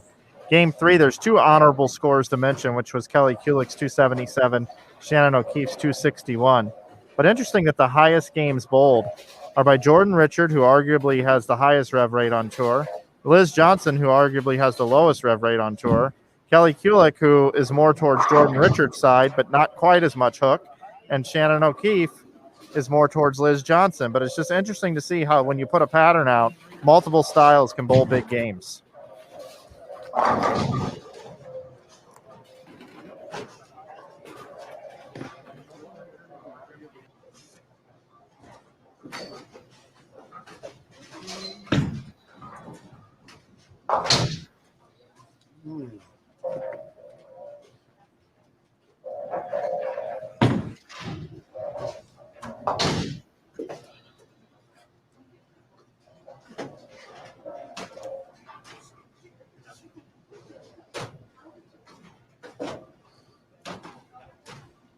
Take us over here, checking on Aaron McCarthy, Liz Johnson. Liz Johnson bowling not a good game here at 159. Aaron McCarthy continues to struggle. Cannot bowl a big game, 183.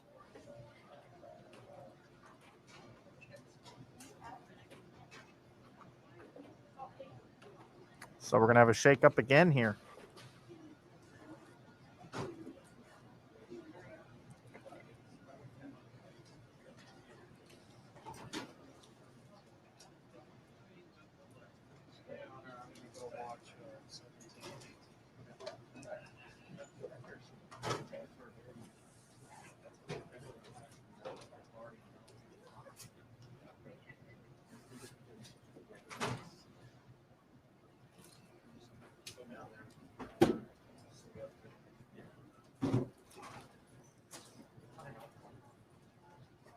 Yeah, I am Klein. Definitely got the roses.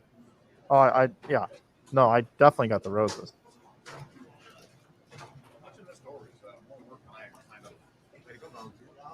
The rose bushes. All right. Well, I can't wait to get the scores from Score Dash.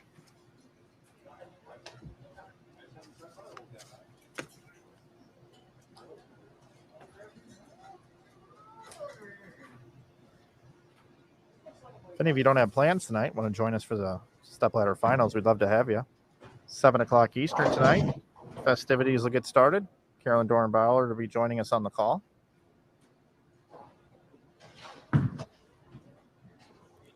But we have 2 more games of excitement here for you.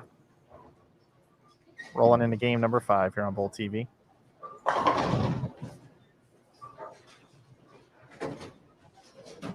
Larry Bird in the chat says Daria said on Facebook she'll be in Lincoln next week, and yes, she will. That is confirmed. So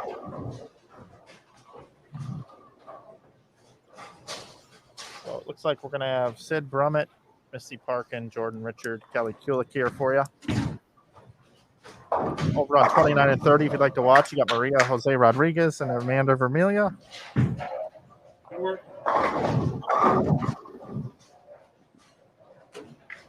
Looks like Liz and Aaron are over on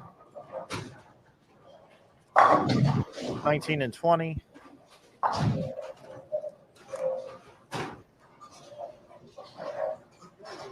Dasha and Shannon are on 17 and 18.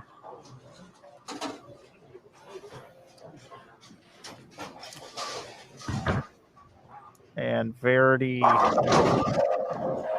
is down on 15 and 16.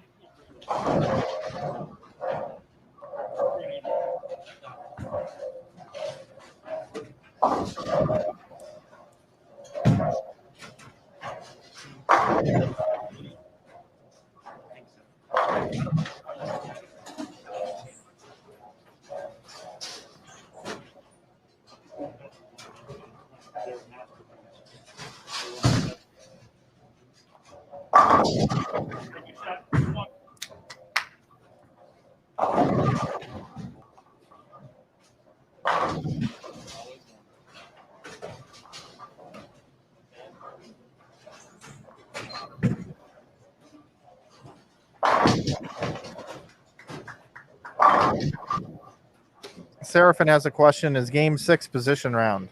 No, there is no position round because there's no bonus pins here. This is not head-to-head match play. This is just straight qualifying. I just got scores here from Score Dash. Got a new tournament leader. Missy Parkin is your new leader at plus 466. In second, Aaron McCarthy plus 455 is in second. Kelly Kulik in third at plus 443. Fourth is Dasha Kovalova at plus 435. Fifth is Shannon O'Keefe at plus 391. So a little separation here now. Got 44 pin difference between fourth and fifth. Shannon O'Keefe and Dasha. And they're bowling on the same pair together.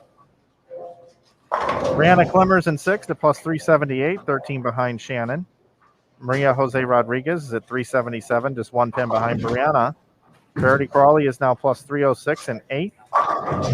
Jordan Richard is in ninth. Liz Johnson in 10th. Amanda Vermilia in 11th. And Sid Brummett in 12th.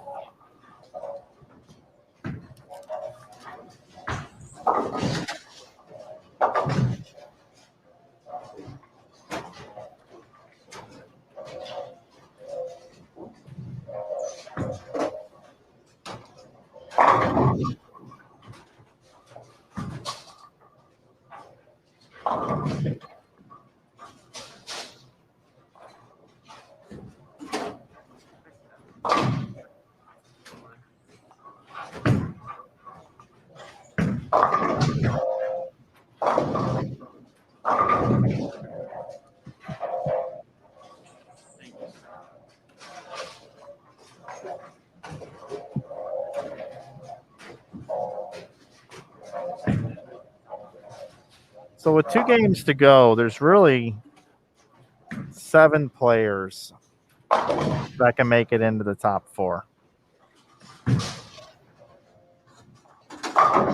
Maria Jose Rodriguez in 7th, who is 58 pins out. Brianna Clemmer is 57 pins out in 6th. Shannon O'Keefe is 44 pins out in 5th. Missy Parkin, Aaron McCarthy, Kelly Kulik, and Dasha Kovalova inside the top 4. Scores are available at PWBA.com.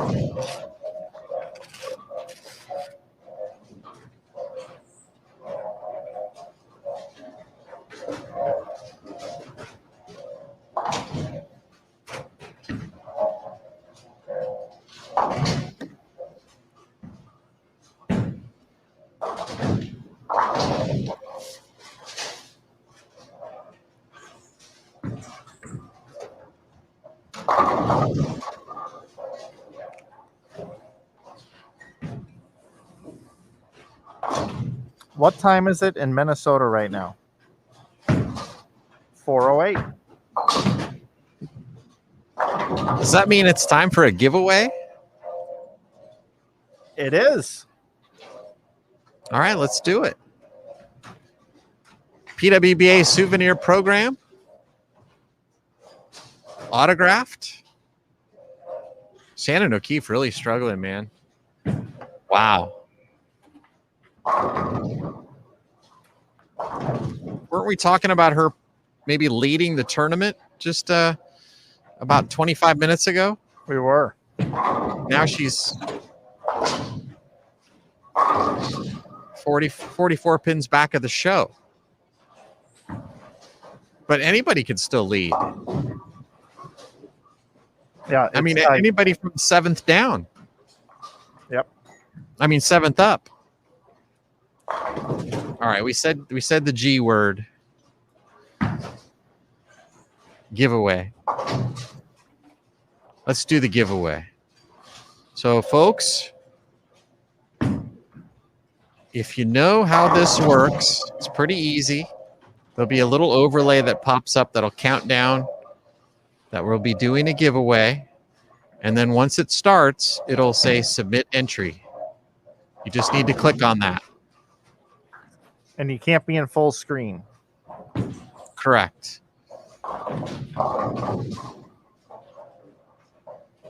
So get ready. Get your fingers ready.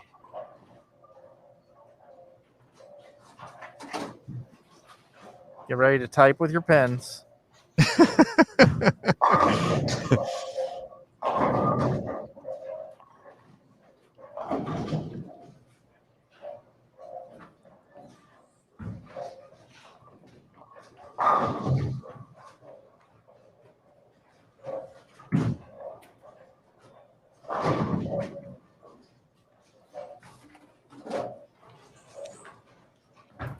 And here we go.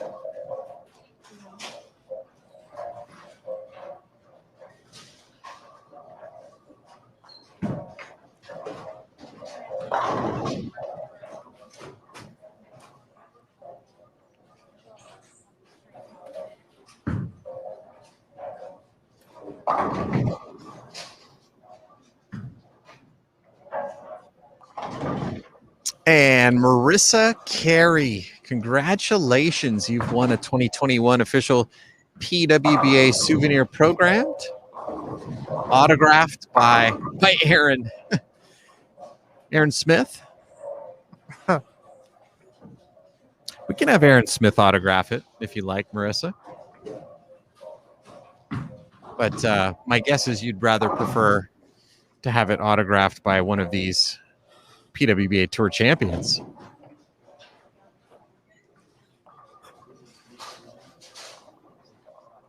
Hey, Marissa, if Mariah is your sister,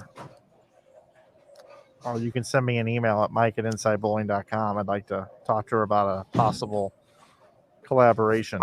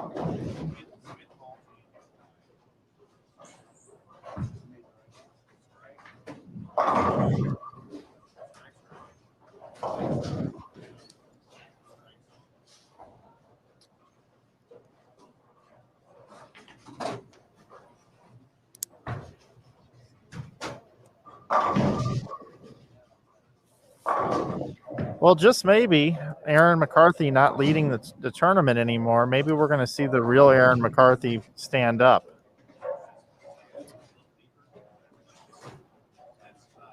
She's got 5 strikes through 7 frames. As she has relinquished the lead for the first time since I can remember. Well, yeah, not only is the lead in jeopardy, but, still making the show.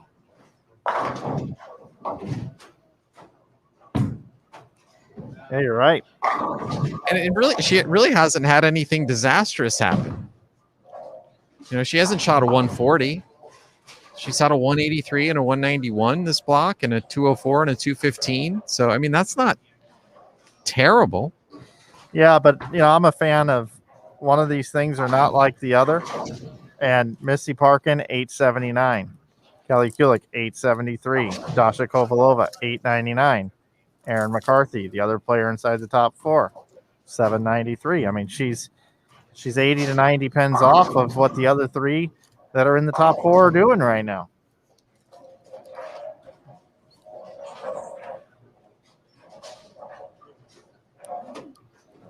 But look, she's got 5 out of 7 magically.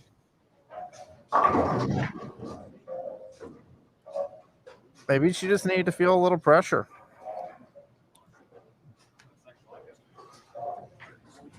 Oh, baby. Trip that 4.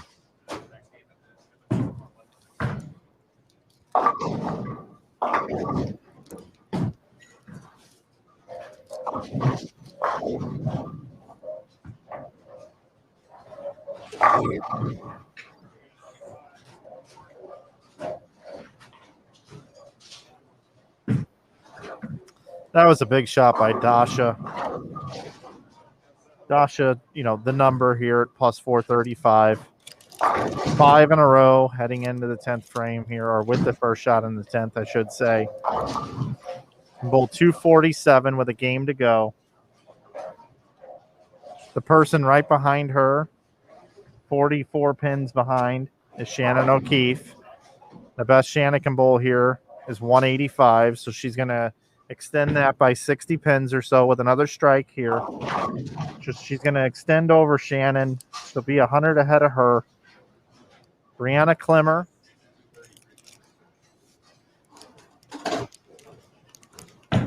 We know what Brianna's bowling.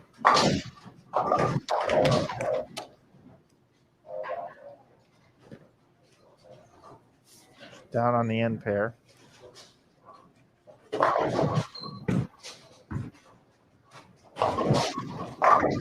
Brianna Klimmer, the best she can bowl is 184.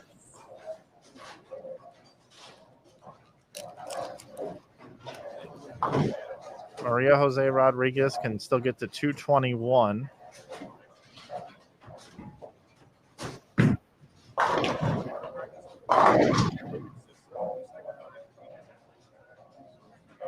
So yeah, Maria Rodriguez is probably going to be in 5th, about 80 pins behind Dasha.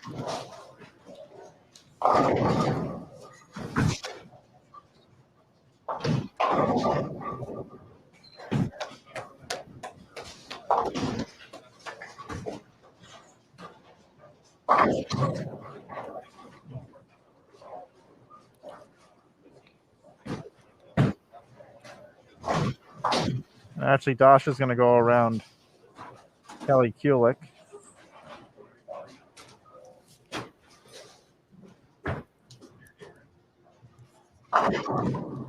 So about 50 pins between Kelly Kulik and Maria Jose Rodriguez between 4th and 5th going into the last game, it looks like.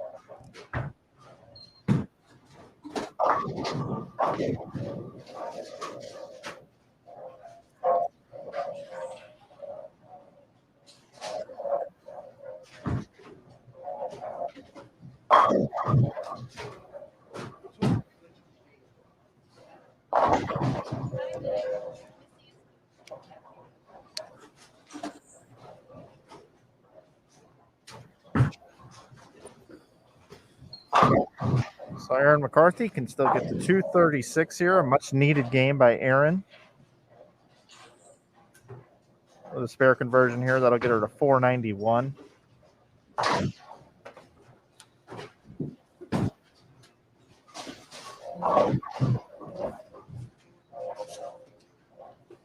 Missy Parkin's still going to be in the lead, though, by about 10 pins.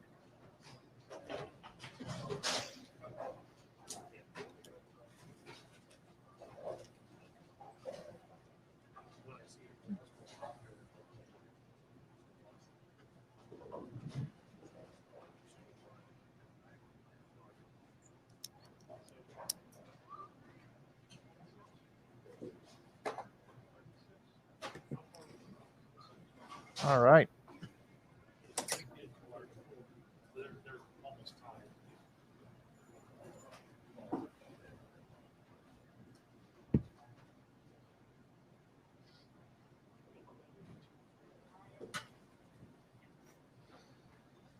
James has a question. If Kelly Kulik makes a show, who's going to be your other TV person? I think it'll just probably be me and Carolyn then.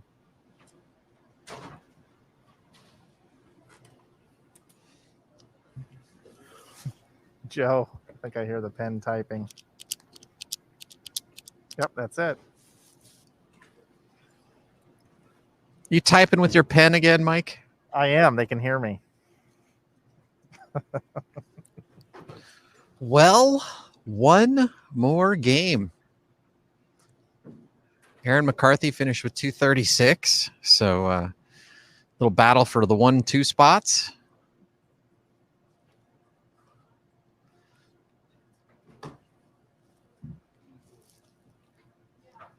Yeah, we're going to have a semi-quick turnaround here for the stepladder, JT. Kind of knew that going in, but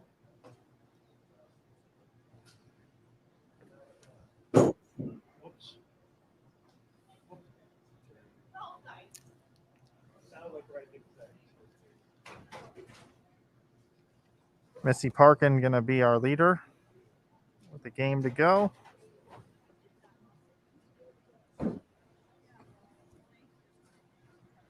I think Dasha is super close now to Aaron.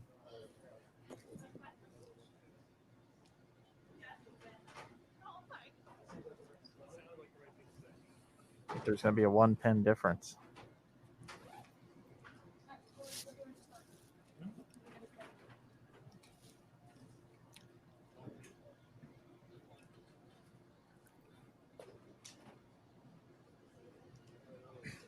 Tonight it's a top 4 step ladder. We're cutting to the top 4. And yes, we will announce them.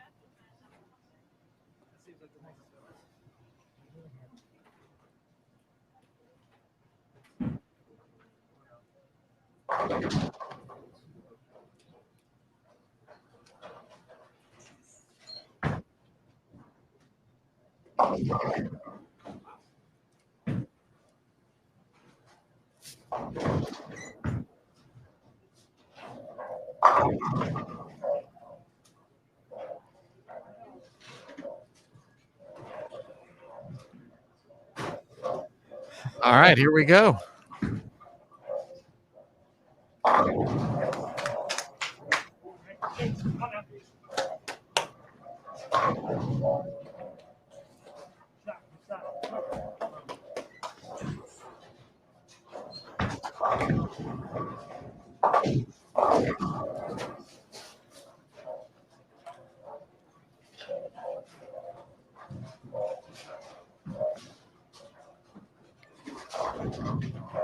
Thank you. Score dash has arrived. Missy Parkin is your leader at plus 500. Aaron McCarthy at plus 491. Dasha Kovalova is plus 471. So 20 pin difference between second and third. Just 9 pins between first and second. Kelly Kulik is in fourth at plus 453. And in fifth at plus 387. That's 66 pins behind Kelly Kulik is Maria Jose Rodriguez. And 9 pins back from Maria is Shannon O'Keefe. 75 pin difference that Shannon O'Keefe would have to make up with Kelly Kulik to get into the top 4. Brianna Klimmer sits at plus 352, and she's in 7th. In 8th place, we have a 3-way tie at plus 288 between Jordan Richards, Sid Brummett, and Verity Crawley. There's some prize money at stake there, so those 3 players tied up. 20 pins back, Liz Johnson and Amanda Vermilia plus 265.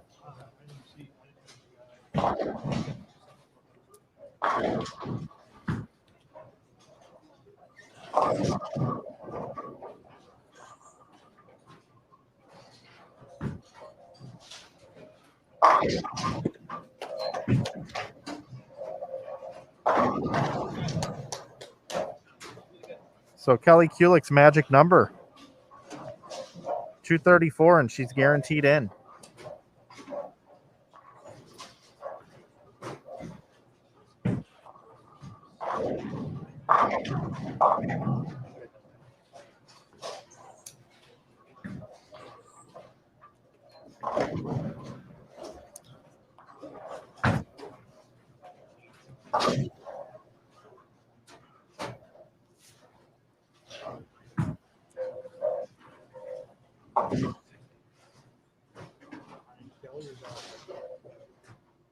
Maria Jose Rodriguez starting with the doubles. She's going to have to throw a bunch of strikes this game and hope that Kelly Kulik does not.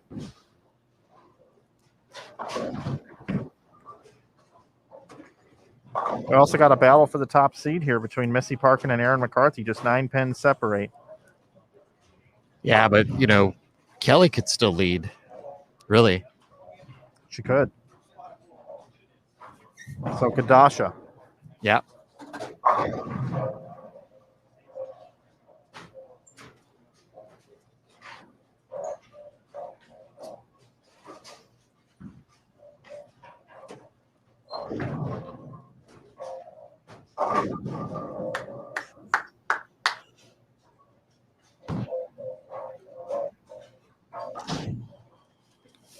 Well,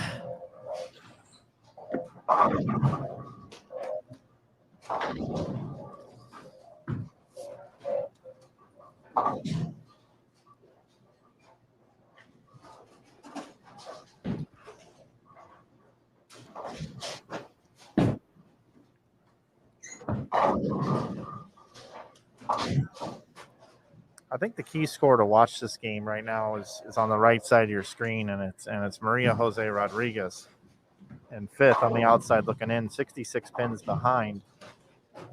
She's looking over to her left and seeing Kelly Kulik with a 2-8-10, likely in an open.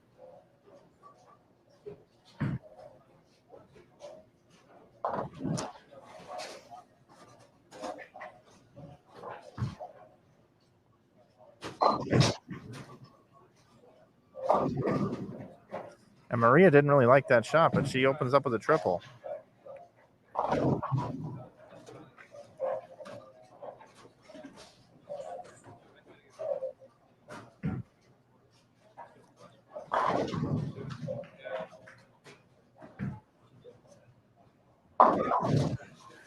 and Erin McCarthy off to a rough start, up on the high end on 29 and 30. She's got open, spare strike, and then a split in the 4th. So could be 2 early opens for her.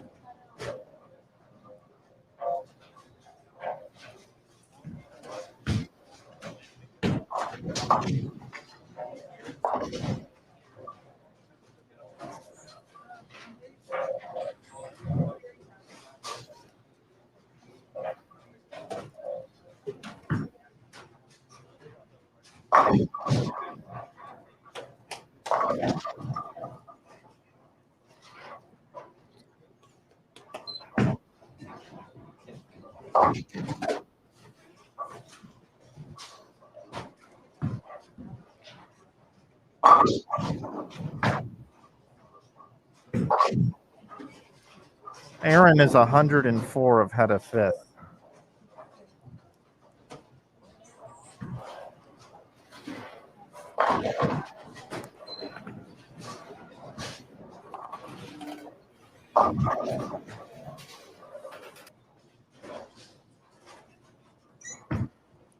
Let's see if Maria can keep the pressure on.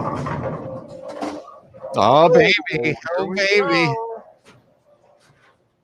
Just when you think the scoreboard here tells us that it ain't going to happen, the bowlers tell us differently.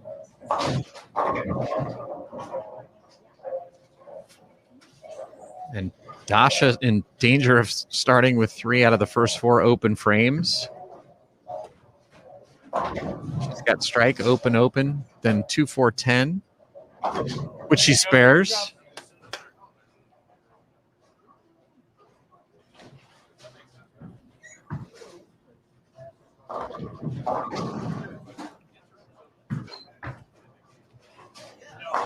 And I'm watching Missy Parkin up here in the booth on PWBA 1. Missy Parkin, spare strike, open strike, attempting a spare.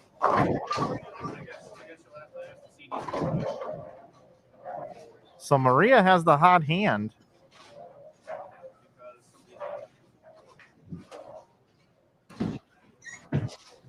Oh, does she ever?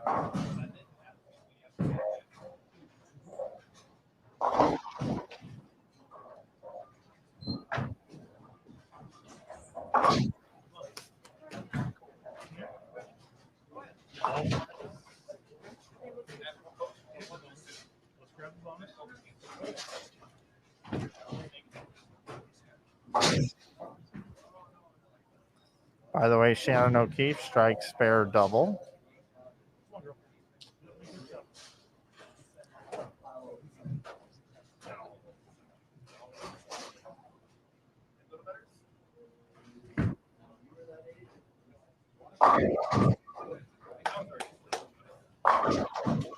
Make that a strike spare triple.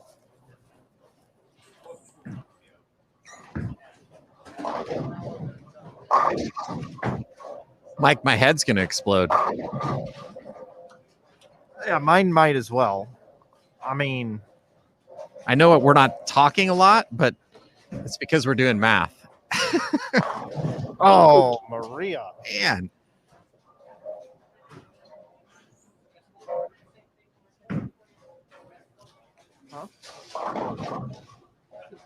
Nathan just looked over and said that was the best one she threw.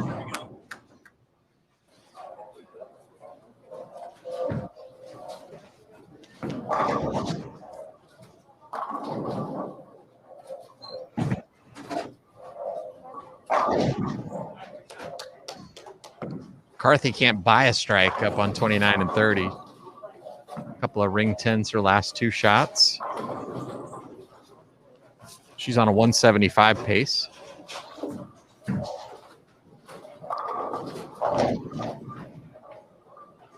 Down on PWBA 1, Missy Parkin 88 and a fifth with a strike up in the 6th. Going at a 188 pace.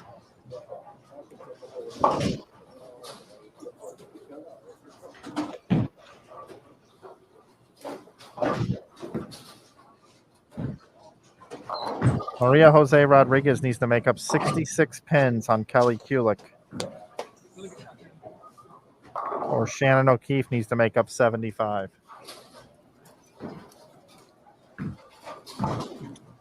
Yeah, and Maria's already made up 60 through 6 frames.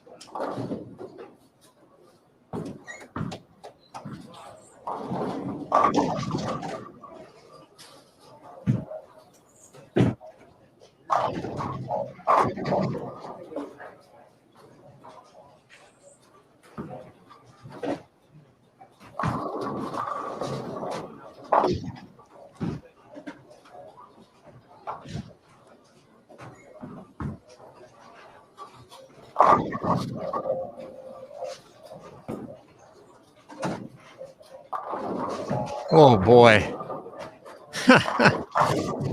Maria carries a Brooklyn. Maybe makes up for that ring 10.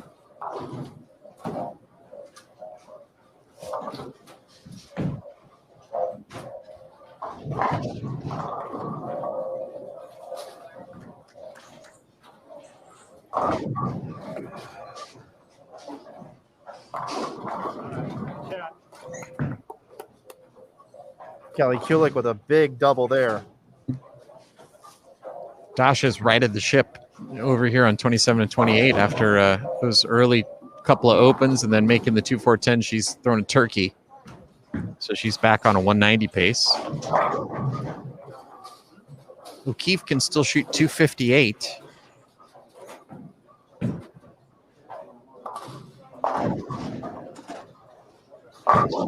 So 258 would get O'Keefe to 434. And Kelly Kulik would need 183 or better,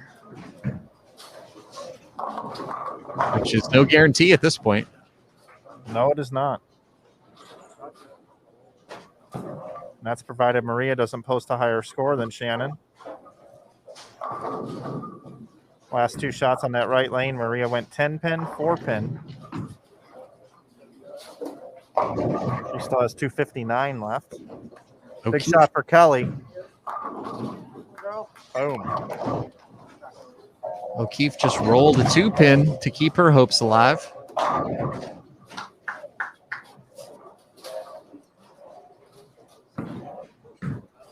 And Erin McCarthy has thrown the double to get back in the right direction on 29 and 30. She's on a 185 pace through 8. She can go off the sheet for 215. Missy Parkin going at a 174 pace. She's throwing at a 3.610 in the 8th. She opened in the 7th.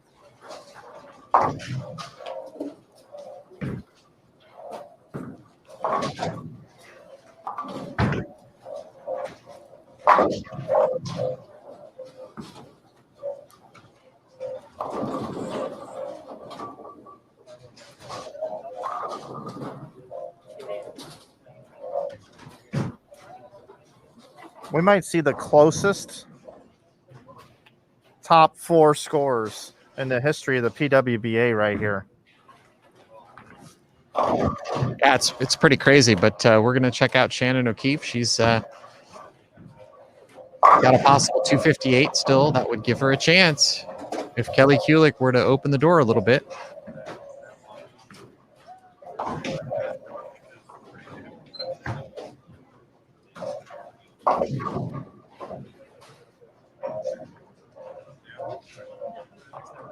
She's got a chance.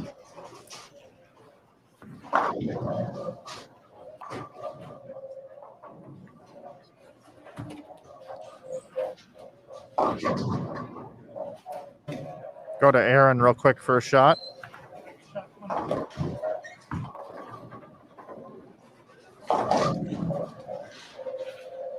This is the head pin.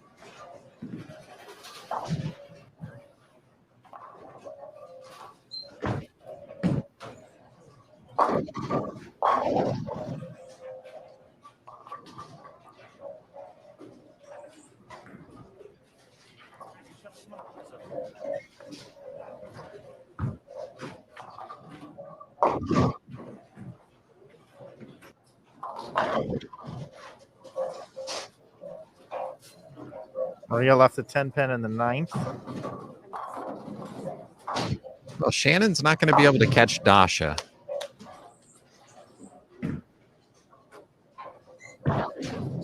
She's not going to be able to catch McCarthy either. But she can still catch Kelly Kulik.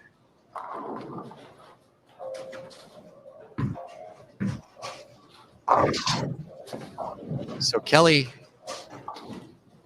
with 158 in the 9th, can go off the sheet for 188.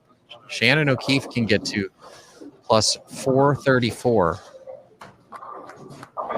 So Kelly would just need 182 or better. So she needs a double. Wow. Uh-oh. Wow. Let's jump over to Shannon.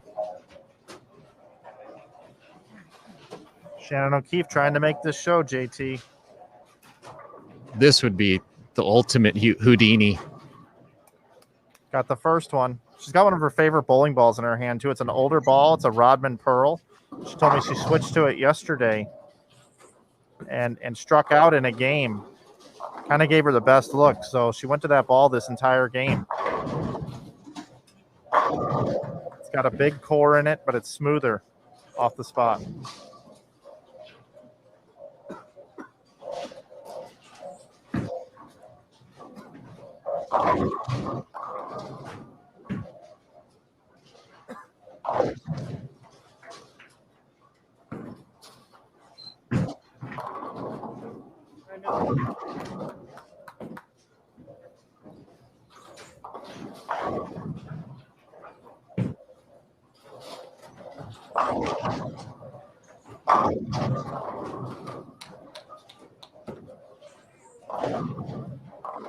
Oh, huge conversion there. Shannon and Kelly both at the exact same time. Shannon left a 7-pin on a pocket hit, light hit. Shannon with the spare can bowl 247. And she does. It's not going to be enough, Mike. It's going to get her to 423. Kelly Kulik with that conversion is going to be at 431 with the strike. So she just needs a few pins here. Just a good count. Big washout conversion right there. Strikes for show, spares for dough. Wow. What a clutch conversion.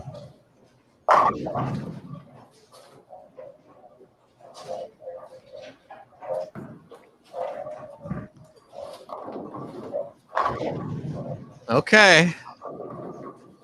It's going to be enough. Kelly Kulik finishes at plus 428. Shannon O'Keefe finishes at plus 423. So 5 pins. Aaron McCarthy finishes with plus 473.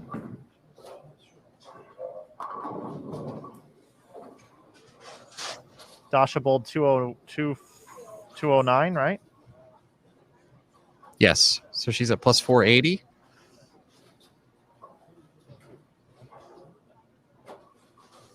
And Missy Parkin, just the last piece of the puzzle.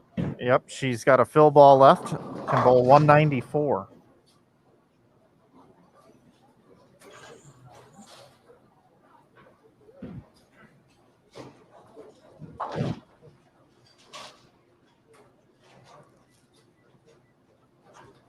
So Missy is going to lead the tournament despite bowling 190. Yeah. It's going to be Missy, Dasha Kovalova, Aaron McCarthy, and Kelly Kulik. And Missy finished with the last 4 strikes for 194. And she needed them. Yep. And she finishes at plus 494. Second, Dasha Kovalova at plus 480. Third, Aaron McCarthy at plus 473. And Kelly Kulik just sneaks it out with that washout conversion at plus 428. Just missing the show, Shannon O'Keefe at plus 423. Wow. I'm exhausted. Just from the math.